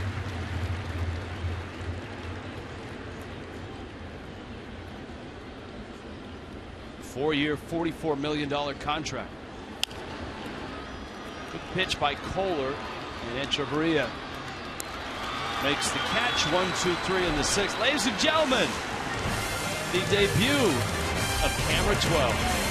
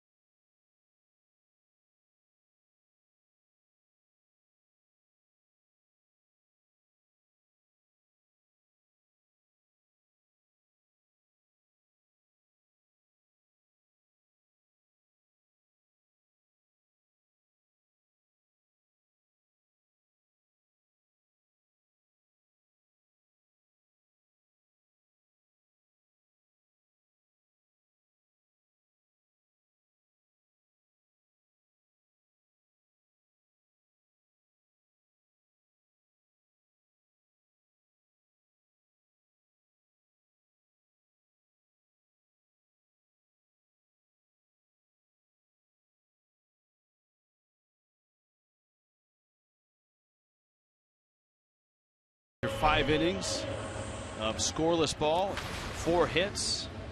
He is out. Brandon Kniff, who we documented yesterday, has had a really nice climb from the Marlins organization to independent ball into the big leagues. Made his major league debut last night. Part of a bullpen that has gone 7 innings in this series and hasn't given up a run and given up just 1 hit. Yeah, Kenneth came on and pitched the 6th inning last night. Little different circumstances in the game, so now he comes into a scoreless tie. Michael Morse, Martin Prado, and Marcell Ozuna. 4 hits for Miami. Morse and Prado each have a single. Ozuna has swung the bat better than any Marlin tonight and better than any Marlin in the 3 games of this series. And he has lined to center and lined to short. And to the bat for Morse. And 1 out. Speaking of Braves relievers, did you catch Craig Kimbrell in a Padre uniform last night? Didn't that look odd? First of all, you looked up and you said that doesn't look like the same guy, and then you saw him strike out the side with the stuff that he has, and you said, yeah, that was Kimbrell. But it always does look strange. It still looks strange to see Jimmy Rollins in a Dodger unit.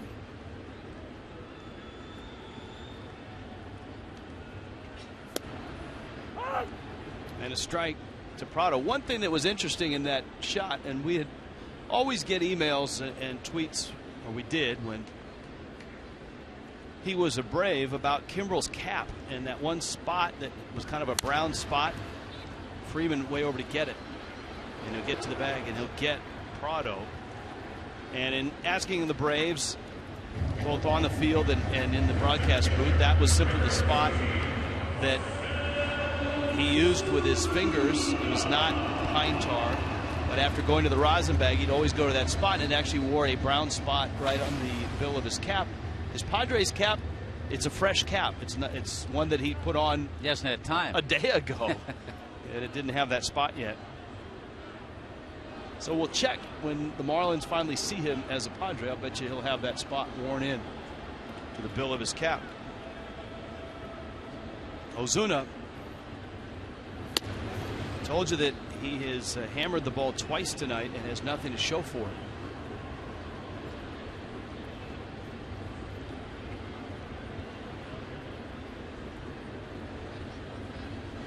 And the Marlins don't see the Padres until after the All-Star break, so he'll have that spot on there for sure. Padres are such an interesting collection of a cavalcade of stars in the outfield. Same old Padres on the infield, and of course a lot different look on the mound. Pitch is out. I think you'll see a guy like Yonder Alonso have a better year this year, because he has a little more offense surrounding him and not as much as expected.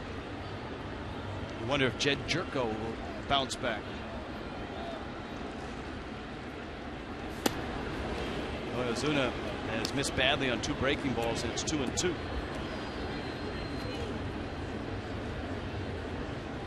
James Shields, the addition, big addition to that rotation.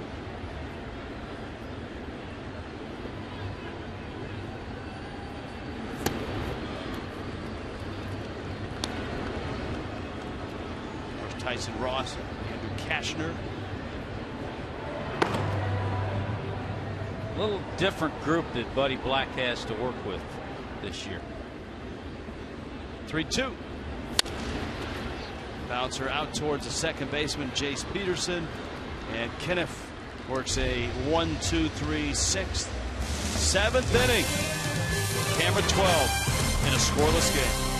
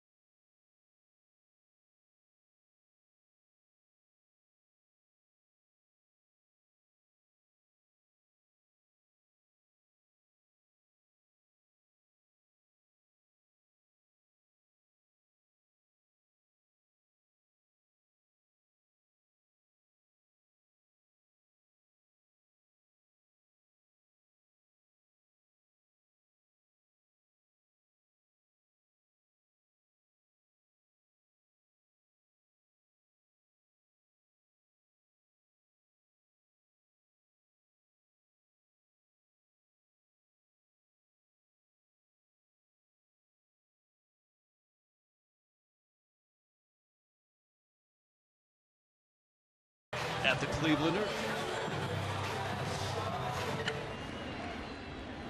Tom Kohler, with Shelby Miller going just 5 innings. Kohler trying to get through the 7th here. He's got Freddie Freeman, A.J. Pierzynski, and Johnny Gomes.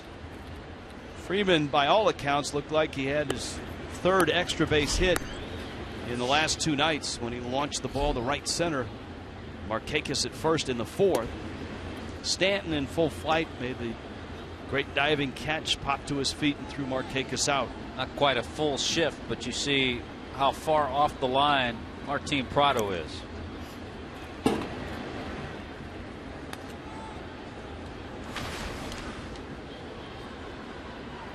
Tom Kohler closing in on 90 pitches, so Mike Redmond will make sure the bullpen gets ready, just in case. Saw Prado off the line there. Now Stanton, and we saw this a lot last year with the arrival of Brett Butler, as A.J. Ramos is in the bullpen getting ready. Stanton in right field is shifted off the right field line. He's shifted into right center. And he'll go to his left to get this one and pick it up. And the Marlins employed that early last year, especially in San Francisco, to a lot of success. And the feeling there is they will give you the double down the right field line, and in big ballparks like this or San Francisco in right center, try to take the triple away. Well, the alignment is very similar with Pierzynski stepping in, and the reason you have guys like Freeman and Pierzynski in the outfield, they're more likely to hit the ball straight away or into left center. That one to right field and hit well. Back goes Stanton at the track, and it's gone. And A.J. Pierzynski has given Atlanta a 2-0 lead.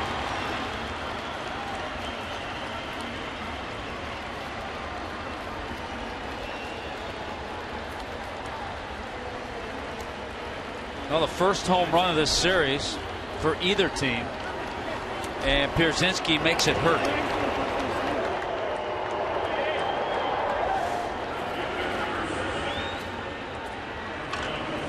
Boy, fastball just kind of drifted over the middle of the plate. Mike Redmond trying to coax another inning or a few more outs out of Tom Kohler. What he gets instead is a 2-run homer by A.J. Pierzynski, and Kohler's night is done. A turn of events in the Braves' favor. Kohler exits. Our Kendall Toyota called to the bullpen.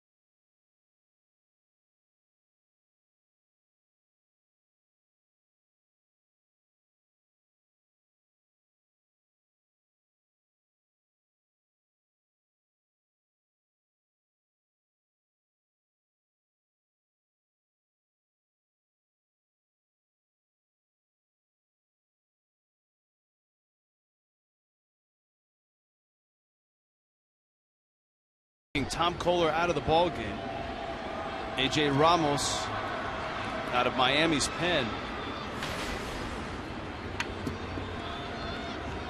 This has been a rugged series for the Fish. They have not had a lead in this series. For A.J. Pierzynski, his 178th career home run.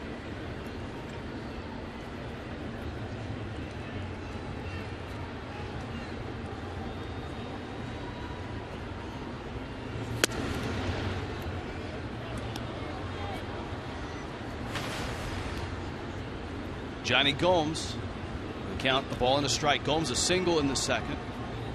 Struck out in the fourth. Freddie Gonzalez adjusting his lineup tonight to get some starts for Gomes, Pierzynski, Maben. Stanton, a long run, is there, and he makes the catch. Out number one in the top of the seventh.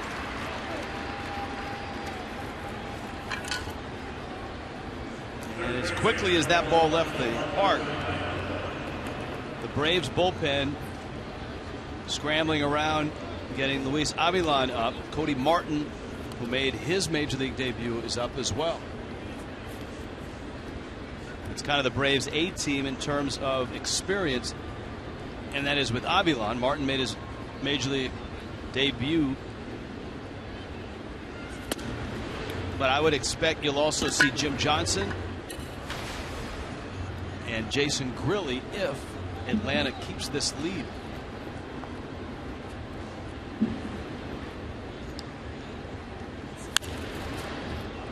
Alberto Callaspo to center, Ozuna there, and he makes the catch.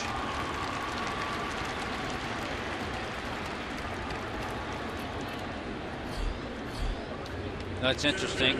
Closers, certainly around the league, so important. The Dodgers closers on the disabled list. Kenley Jansen. The Mets had to put their closer, Henry Mejia, with an inflamed elbow on the disabled list. And he's their interim closer. So now they have an interim closer.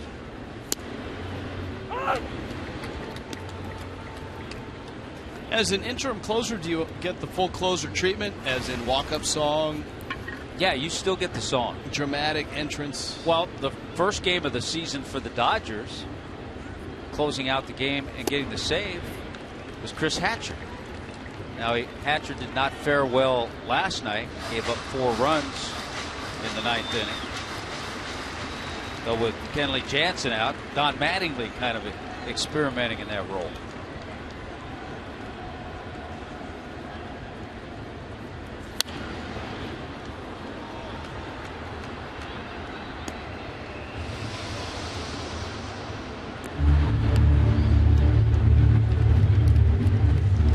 Maybe with the count 0-2. Well, you might be interim, but you're still going to get big league pay.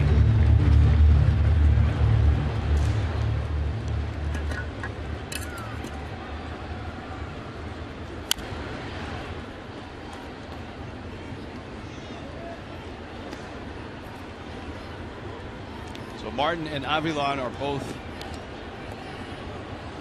in the process of heating up. Bottom third of the order for Miami, Echeverria, Mathis, and the pitcher spot due up in the bottom of the 7th.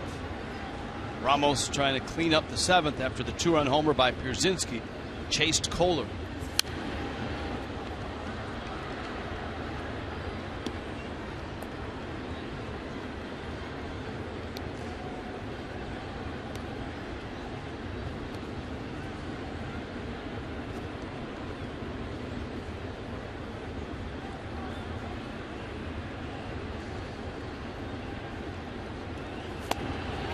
And a breaking ball got him.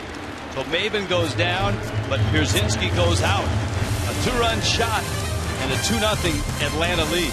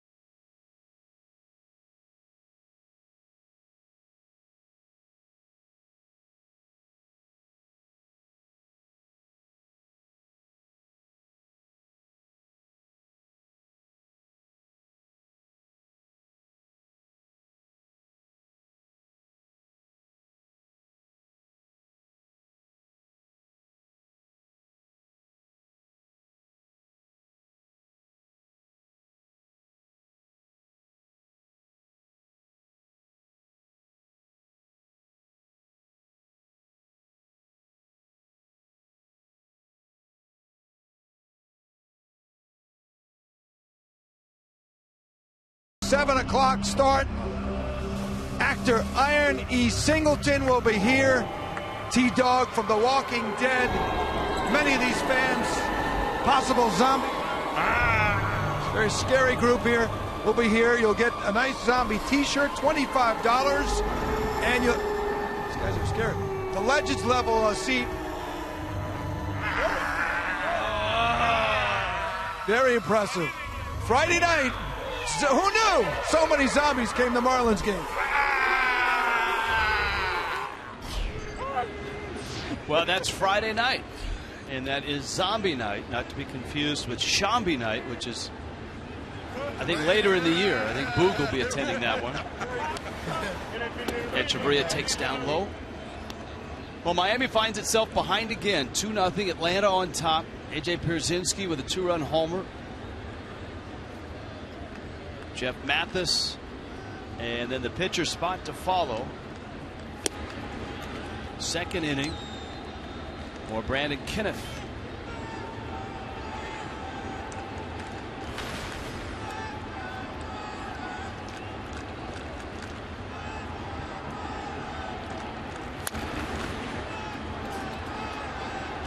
And by the way, guys, zombie face painters for the adults and kids on a Friday night. And Iron E. Singleton, T-Dog will throw out the first pitch, so it should be fun. What'd you think of our zombie group? Well, the zombie group that we see right now, the zombie on the right looks frightful. I thought our group, our improv group, did very well. We meet on Monday nights, on off nights here at the ballpark. Well, you know, if they get themselves to rural Georgia, they might find themselves as extras or as zombies on The Walking Dead. Got a very good casting director in Dennis over here. We could show Dennis did a nice job. Fine. Doesn't he look like a casting director? Good job. All right. Who's doing catering for the event? It's 3-2 now to Adeiny Echeverria, who's bounced out twice. You saw Cody Martin and Luis Avilan ready in the Atlanta bullpen.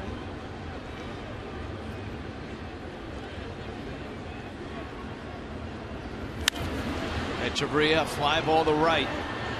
Okay. Markakis is there and he makes the catch. Boy, the Braves have been blessed with some pretty good defensive right fielders, right? Markakis brings with him a couple of Gold Gloves from Baltimore. Jason Hayward. We talked about Jeff Francoeur earlier. Francoeur won a Gold Glove, didn't he? I believe he did. I believe he did. Tremendous arm.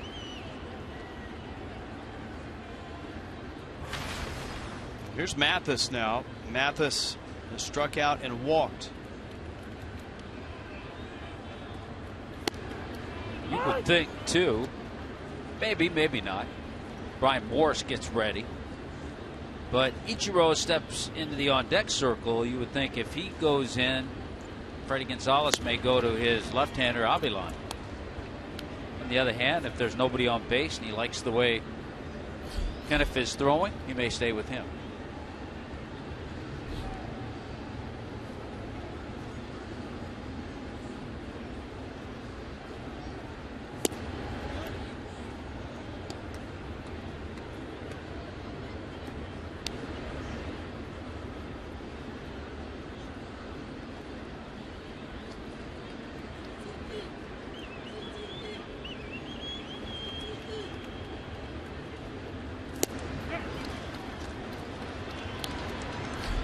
And Mathis swings and misses, and he strikes out.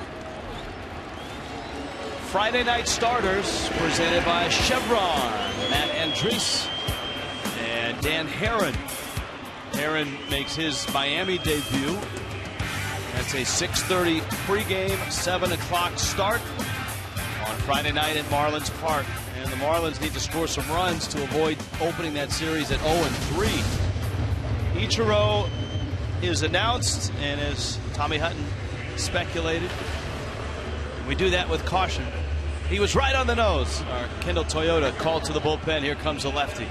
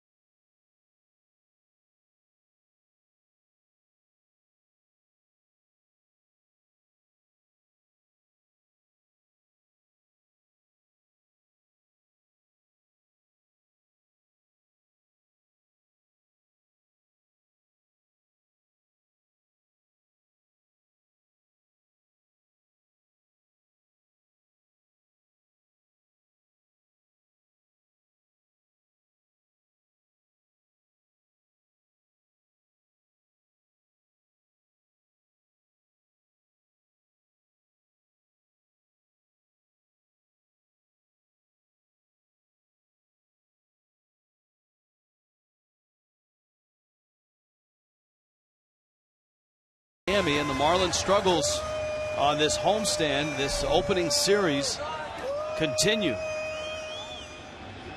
And the Braves are into the veteran portion of their bullpen. Luis Avilan, who had some big moments on opening day. It was Avilan who got Jared Saltalamacchia to bounce into a double play with the bags loaded and nobody out. And the Braves would escape that inning and win the ballgame 2-1. 12-2 win last night and a 2-0 lead as Ichiro. Look at that against left-handers. 330 lifetime against lefties. Ichiro bunts. Nicely done. Avilan fumbles it and Ichiro is aboard.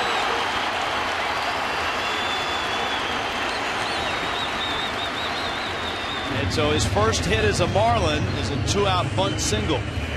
Well, he's gotten an at-bat in each of the games. Just drops down a beauty. It would have taken a above average play, just a great play, and not to be done by Avilan. I don't know if he would have gotten Ichiro anyway. So an infield base hit, a bunt single, and it gets back to the top of the order.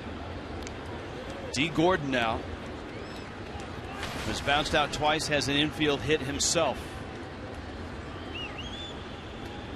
It's an interesting choice of bunts because I remember talking to Brett Butler in the spring about his bunting when he was a player, and he said against left-handers he rarely, if ever, bunted up the third base line because left-handers going to be falling over that way. Gordon is quickly behind in the count, 0-2. If the Marlins are unable to get a run here or at least tie the game, you're probably looking at Jim Johnson and then Jason Grilli in the 8th and the 9th. Ichiro and Freddie Freeman chatting. You know what? It's kind of fun for Freddie Freeman.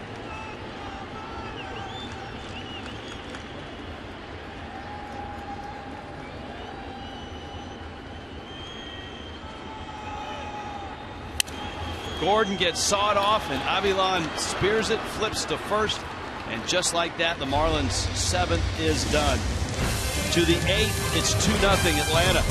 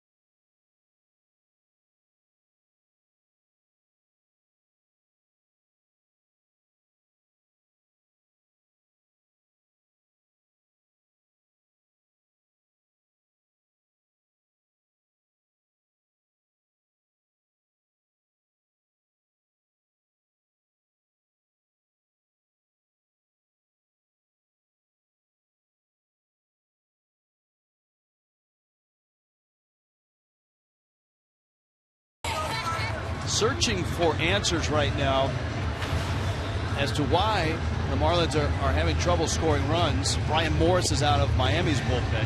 One large reason is the performance of the Braves bullpen in this series. The Braves bullpen has run off 9 innings of scoreless relief in which they've given up 2 hits. You know, and I really do think you get to a point where, especially starting the season, with each failed opportunity to individually get a hit or team-wise to score a run, with each opportunity there comes a little bit more pressure, and all of a sudden it kind of mounts. And I think when the Marlins once break through, things will be just fine. Especially with a ball club that has pretty high expectations, somewhat new expectations coming off of last year's improvement.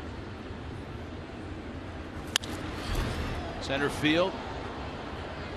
Eric Young Jr. out to center. And Marcell Ozuna makes the catch.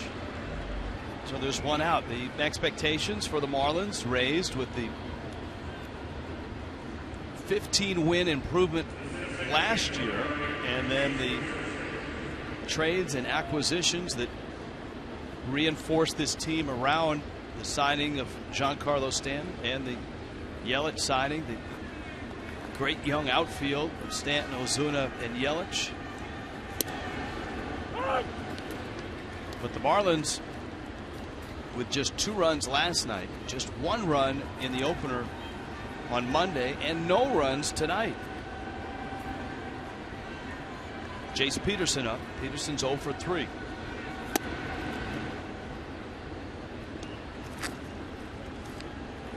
I think early in the year, and obviously it's not every team because we've seen some teams score a lot of runs. The Rockies, Tigers scored 11 runs today.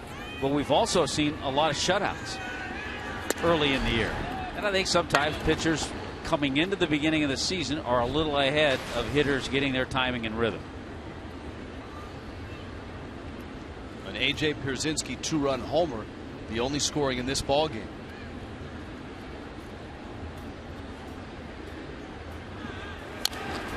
Morris, a breaking ball. It's dribbled up the line. It's foul. Couldn't get there in time to keep it fair. And they count 2 balls and 2 strikes. Boy, think of the 5 hits, too, that the Marlins have gotten tonight. 2 infield hits, a bunt hit. So 3 of the hits haven't left the infield. But we have talked about some of the good at-bats and some of the hard-hit balls that have been outs. Well, the Marlins starting the season at 0-2. And we talked from the outset that panic is too strong a word. And as you pointed out, what's probably of equal concern with the record is the way the Marlins played in the first 2 games. Sloppy on the opener. Blown out yesterday 12-2. They've played obviously better in this one, a tight one. But they're still down. And they're 6 outs away from 0-3. Peterson lines it to left. And here comes Andrelton Simmons. And as well, the Braves tonight going with a lineup that did not include some of their regulars, although with the Braves that's a term that could be on shifting ground throughout the season. Yeah, because is Eric Young Jr. an everyday center fielder? Now Bethancourt is probably the everyday catcher, but Pierzynski may have more pop at the plate, and he did. He hit a 2-run homer. Morris has to pay attention to Peterson, who can run at first.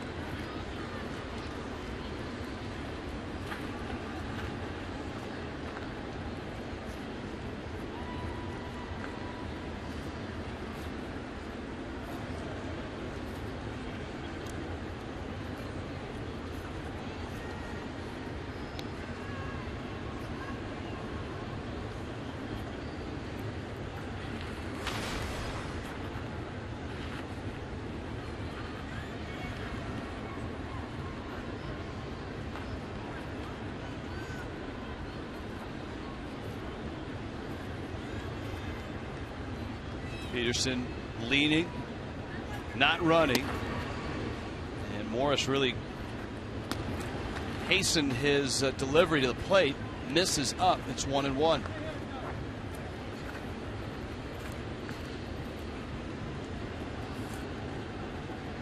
A pair of ex-Marlins squared off in Detroit. 39-degree temperatures. Anibal Sanchez getting the best of Ricky Nolasco as the Tigers hammered the Twins. Runner goes, Tapper over the middle, might be 2. Gordon got the 1, and now he's got the 2. Right spot, right time. D. Gordon. 7.5 innings in the books in Miami. Coming up, the big bats. Yelich, Stanton, Morse.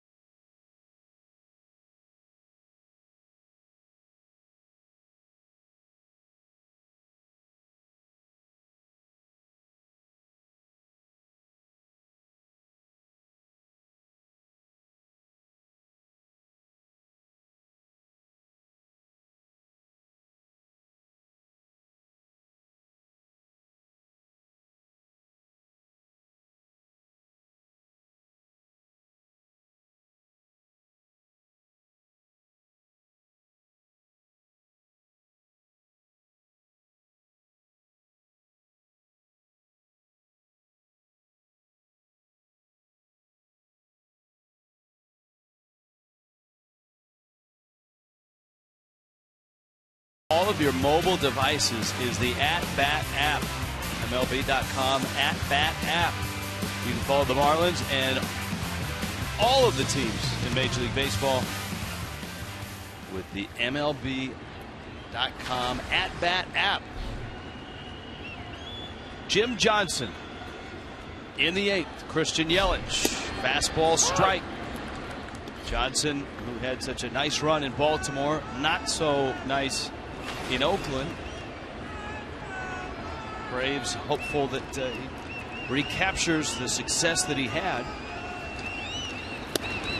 There's that heavy sinker at 96. You can see it dart in and down. And just like that, Yelich is behind in the count 0-2. Giancarlo Stanton, Michael Morse will follow. 2-0. A.J. Pierzynski's 2-run homer, the difference. And Yelich swings and misses, ball in the dirt. Pierzynski digs it out, throws him out. And Johnson, who was so good on Monday night, he went an inning and a third of scoreless, hitless relief, teaming up with Avilon and then Grilly behind him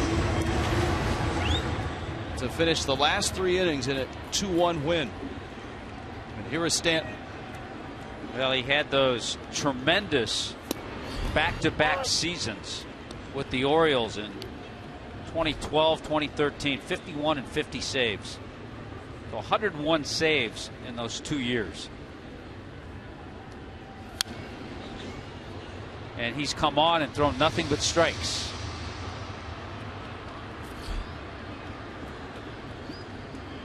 Johnson, an all-star in 2012. Of course, Grilly, an all-star as well. And if form holds, he'll get the 9th.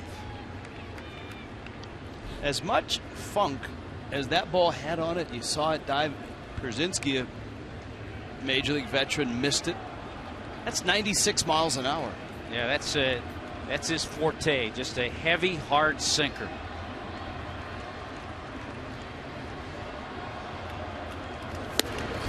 And Stanton swings and misses and strikes out. And 96 again. So Johnson strikes out Yelich, strikes out Stanton. Here comes Morse. I mean, you see sinkers that are upper 80s that move like that. Not too often do you see a 96 mile an hour sinker like that. And Then look back at the strikeout of Christian Yelich. He got him on a breaking ball.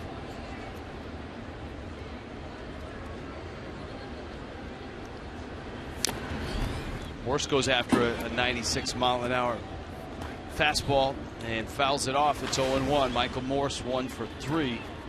Miami still sitting on just 5 hits. Only 3 have left the infield. Actually, only 2 have left the infield. Morse and Prado. That one's into right center field, and in the gap, Morse around first. Maben picks it up. Cameron Maben has a strong arm and lots of range. And so that brings Prado to the plate. 2-out hit. Well, you can see progress in Michael Morse tonight. He has a couple of base hits, one up the middle, and then this line drive here. So much better approach and nice swings from Morse this evening. Marlins will pinch run for Morse. Don Kelly, the runner at first. And here's Prado, who's 1 for 3. You've got Ozuna on deck. Prado, first pitch swinging. Callaspo across the diamond. And this Braves bullpen now has 10 scoreless innings in this series, and the Marlins are down 2-0 in the 8th.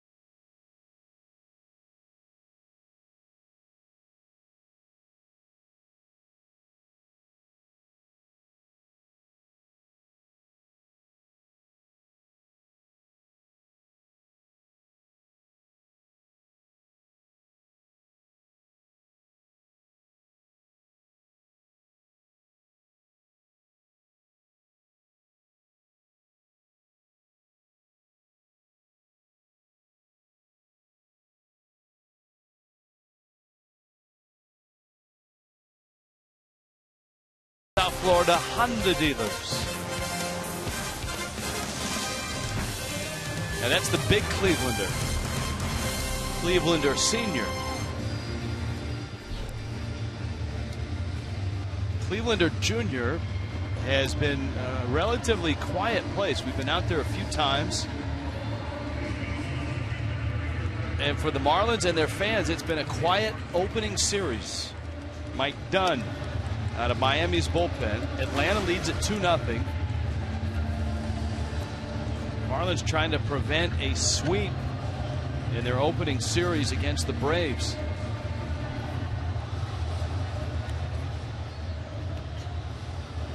As expected, Don Kelly, versatile defender who ran for Morse,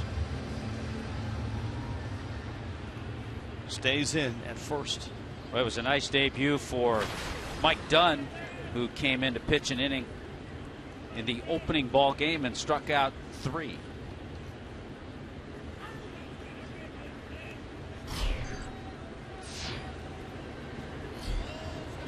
Got the heart of the order and lefty bats. Markakis, Freeman, Pierzynski. Phillies have a 4-1 lead over Boston in the 8th. Nationals 2-1 over the Mets in the 6th.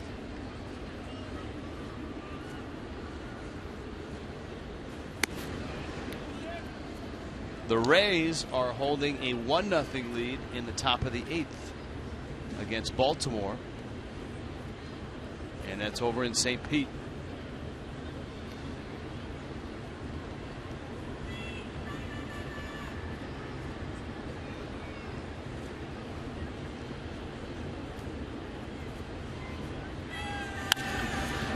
Center field, Ozuna starts back, and he makes the catch. As expected, Jason Grilli.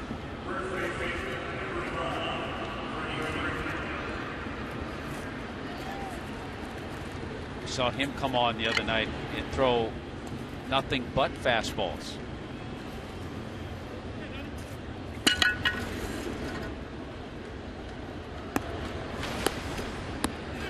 Freeman has a hit in every ball game of the series, 5 total, 5 for 12. And one of the best balls he's hit in the series was the one Stanton flagged down, turned into a spectacular 9-3 double play. Just think already he has half as many hits against the Marlins as he had all of last year. He had 10.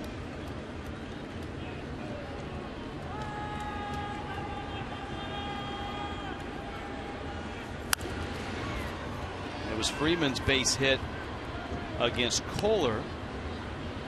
His first hit against Kohler in 15 at-bats in his career. That was the opening act for Pierzynski. Planted one off the reader board above the Marlins bullpen in right field for a 2-run homer. 0-2. It's up.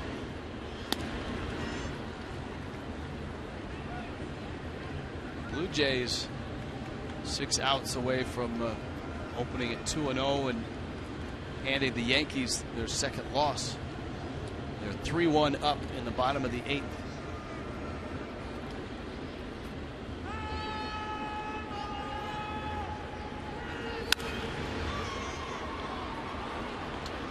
Long run with Yelich playing off the line, and with Prado above him, Yelich got a glove on it but didn't hold it. Yeah, I think he kind of got blocked out, and rightfully so. I mean, both were trying to get down there and make a play.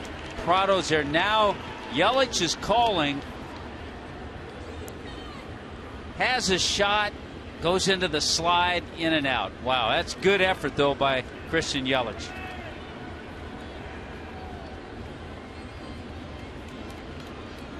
So a lot of moving parts as they both approach the wall. And a long way for Yelich to go too. I tell you one thing, if we've learned something in this series, it's one of the areas where the Braves are somewhat vulnerable. The Braves in this series against left-handed pitching, Brad Hand and Mike Dunn, 1 for 17.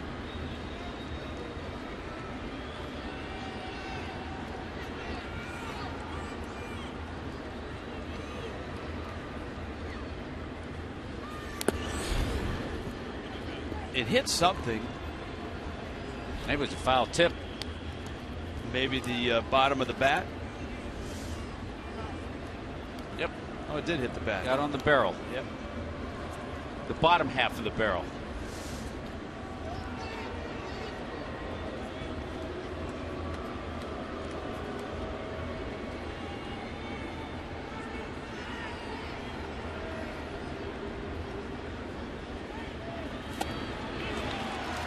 Freeman strikes out, and so Dunn has the first 2 outs of the night. T-Mobile game changer, and this certainly changed it with Tom Kohler trying to get through the 7th. A.J. Pierzynski.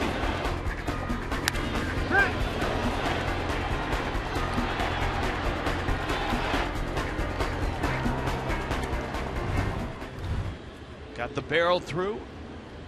And homers to right field. Well, his big year was in 2012 with the White Sox. .278 average, but Pierzynski hit 27 home runs that season for Chicago.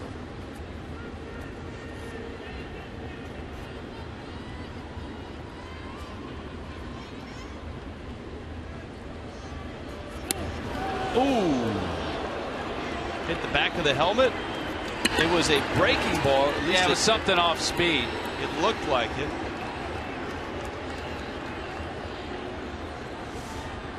He's got the grip of the curveball. See the knuckle, kind of knuckle spike curve. He just slipped out. Oh, the plastic sound was the elbow pad it hit. Yeah, Pierzynski knows that. He knows not a fastball. I mean, I heard plastic sound. I immediately thought helmet from up here. And Pierzynski fine. Here's Gomes.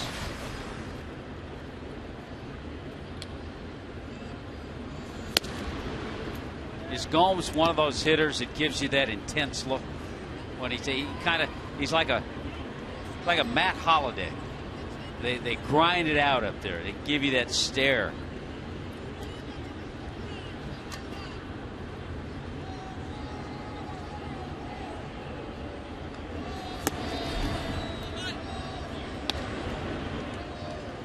That is a great description of what Gomes has been about his whole career.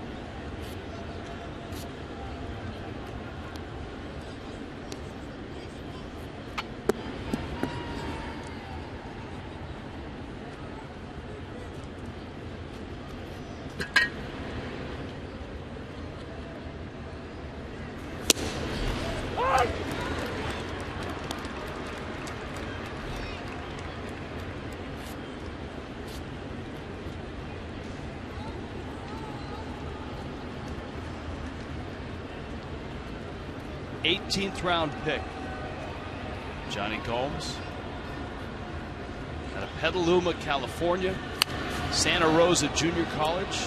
Did you ever play any games there? Almost went there. To Santa Rosa? Yes, it was one of the choices. Petaluma, beautiful area. Petaluma, if you're of the older generation, remember from the old wide world of sports, Petaluma was the site of the wrist wrestling championship of the world. They used to have it from Petaluma, California.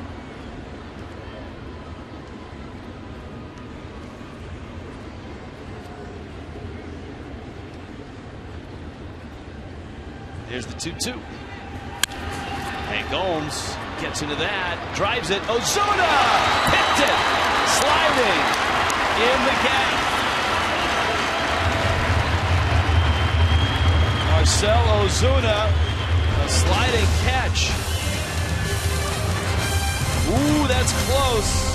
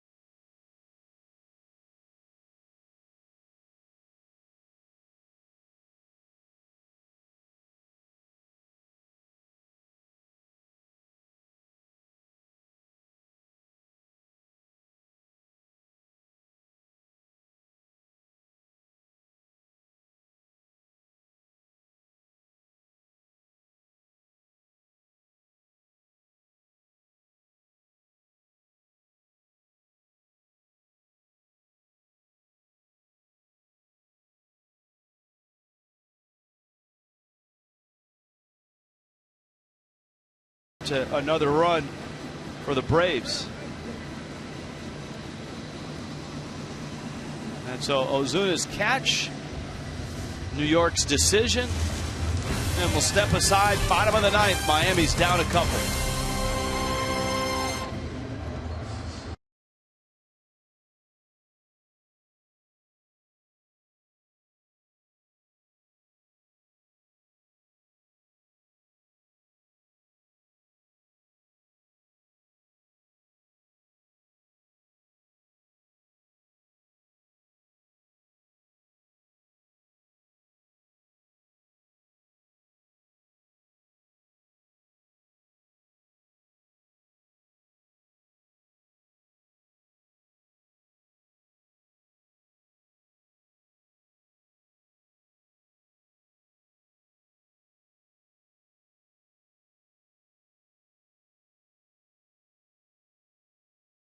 And the guy that nailed down game one just 24 hours after the Braves traded Craig Kimbrell to San Diego, Jason Grilli is in to try to do the same for game three.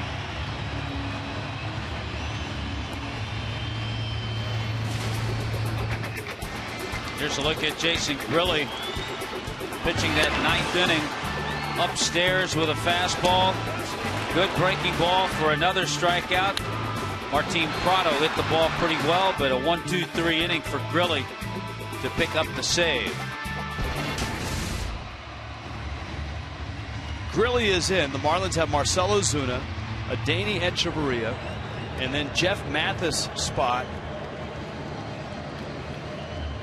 Then the pitcher spot. So, in all likelihood, a pinch hitter for the third batter. If it gets to a fourth, a pinch hitter certainly in that spot. The Marlins have used Ichiro as a pinch hitter. He gave him a bunt single in the seventh. And Don Kelly is already in the ball game. He came in defensively, actually as a pinch runner for Michael Morse, and stayed in defensively. I remember Donovan Solano had a pinch hit triple last night. I'm sure he's getting ready. Jeff Baker, I'm sure will be getting ready. Ozuna behind the count, 0-1. He's lined out twice and bounced out. Grilli bends one in there for a strike. It's 0-2. That's what he does so well. We talked about a lot of fastballs, but he'll snap that slider in there with really good consistency as well.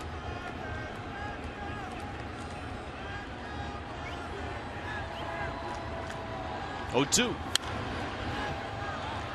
Out of play.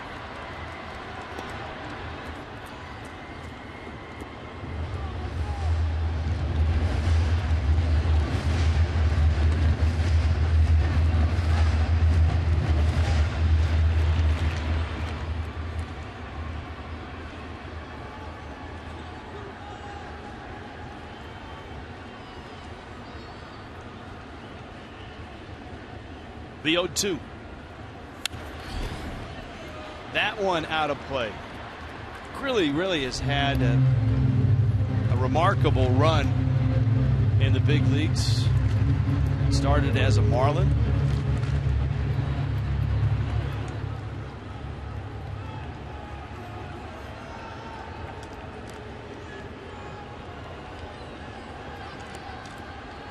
...2000, his first taste of the big leagues. Appeared in just one game.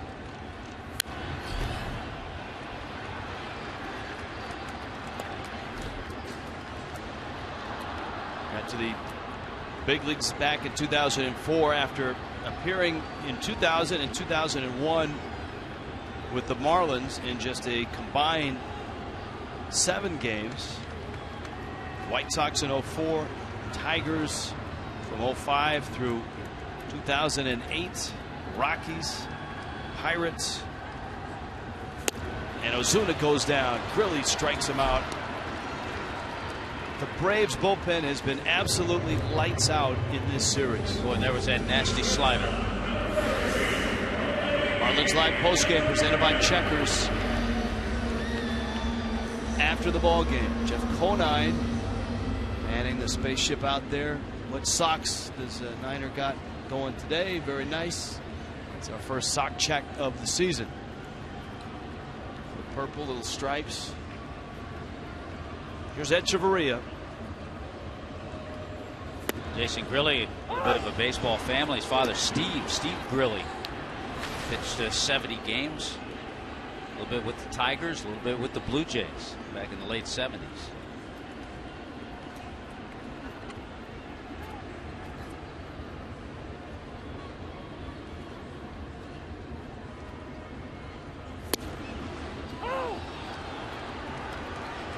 As expected, Rich Donovan Solano is on deck.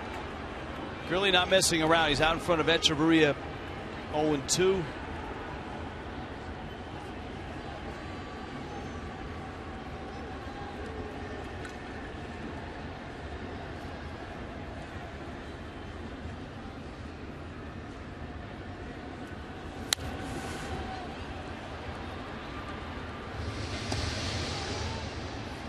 Off day tomorrow. Rays on Friday.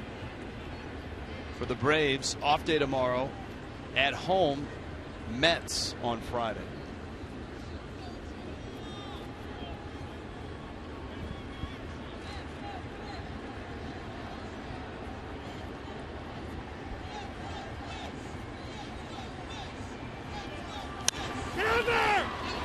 Freeman a long way off. Grilli is there quickly though. And the Braves are an out away from completing the sweep. You know, you don't usually anticipate or look forward to an off day the first week of the season. But if this score holds up and the Braves go on and win, the Marlins get swept in this series, I think an off day will be great. And hopefully they are able to come back against the Rays starting Friday night and can get something going offensively. Jeff Baker is on deck.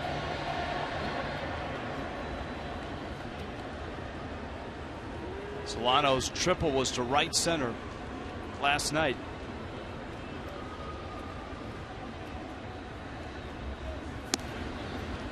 Breaking ball, strike. Baker and Saltalamacchia left on that bench. Ichiro a bunt single in a pinch hit appearance in the 7th.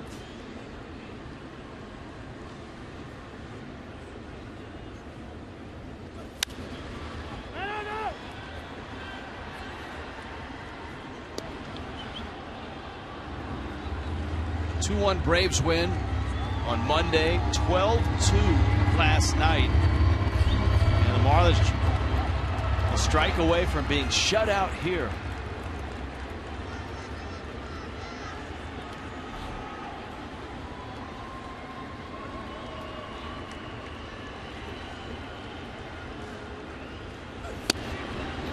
Just missed.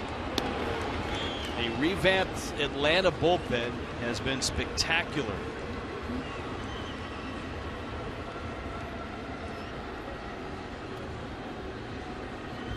Ten and 2/3 scoreless relief, while allowing just 3 hits. Solano's roller. Simmons has it. Quickly to first in time, and Atlanta sweeps Miami. The Marlins opened 2015 0-3, and Atlanta will head home to open their home schedule on Friday, sitting at 3-0.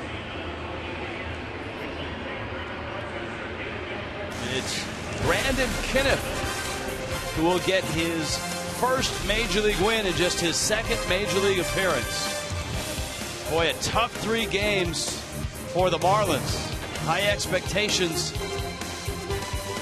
And right now, a slow start. Atlanta, a 2-0 shutout win. Marlins Live is next.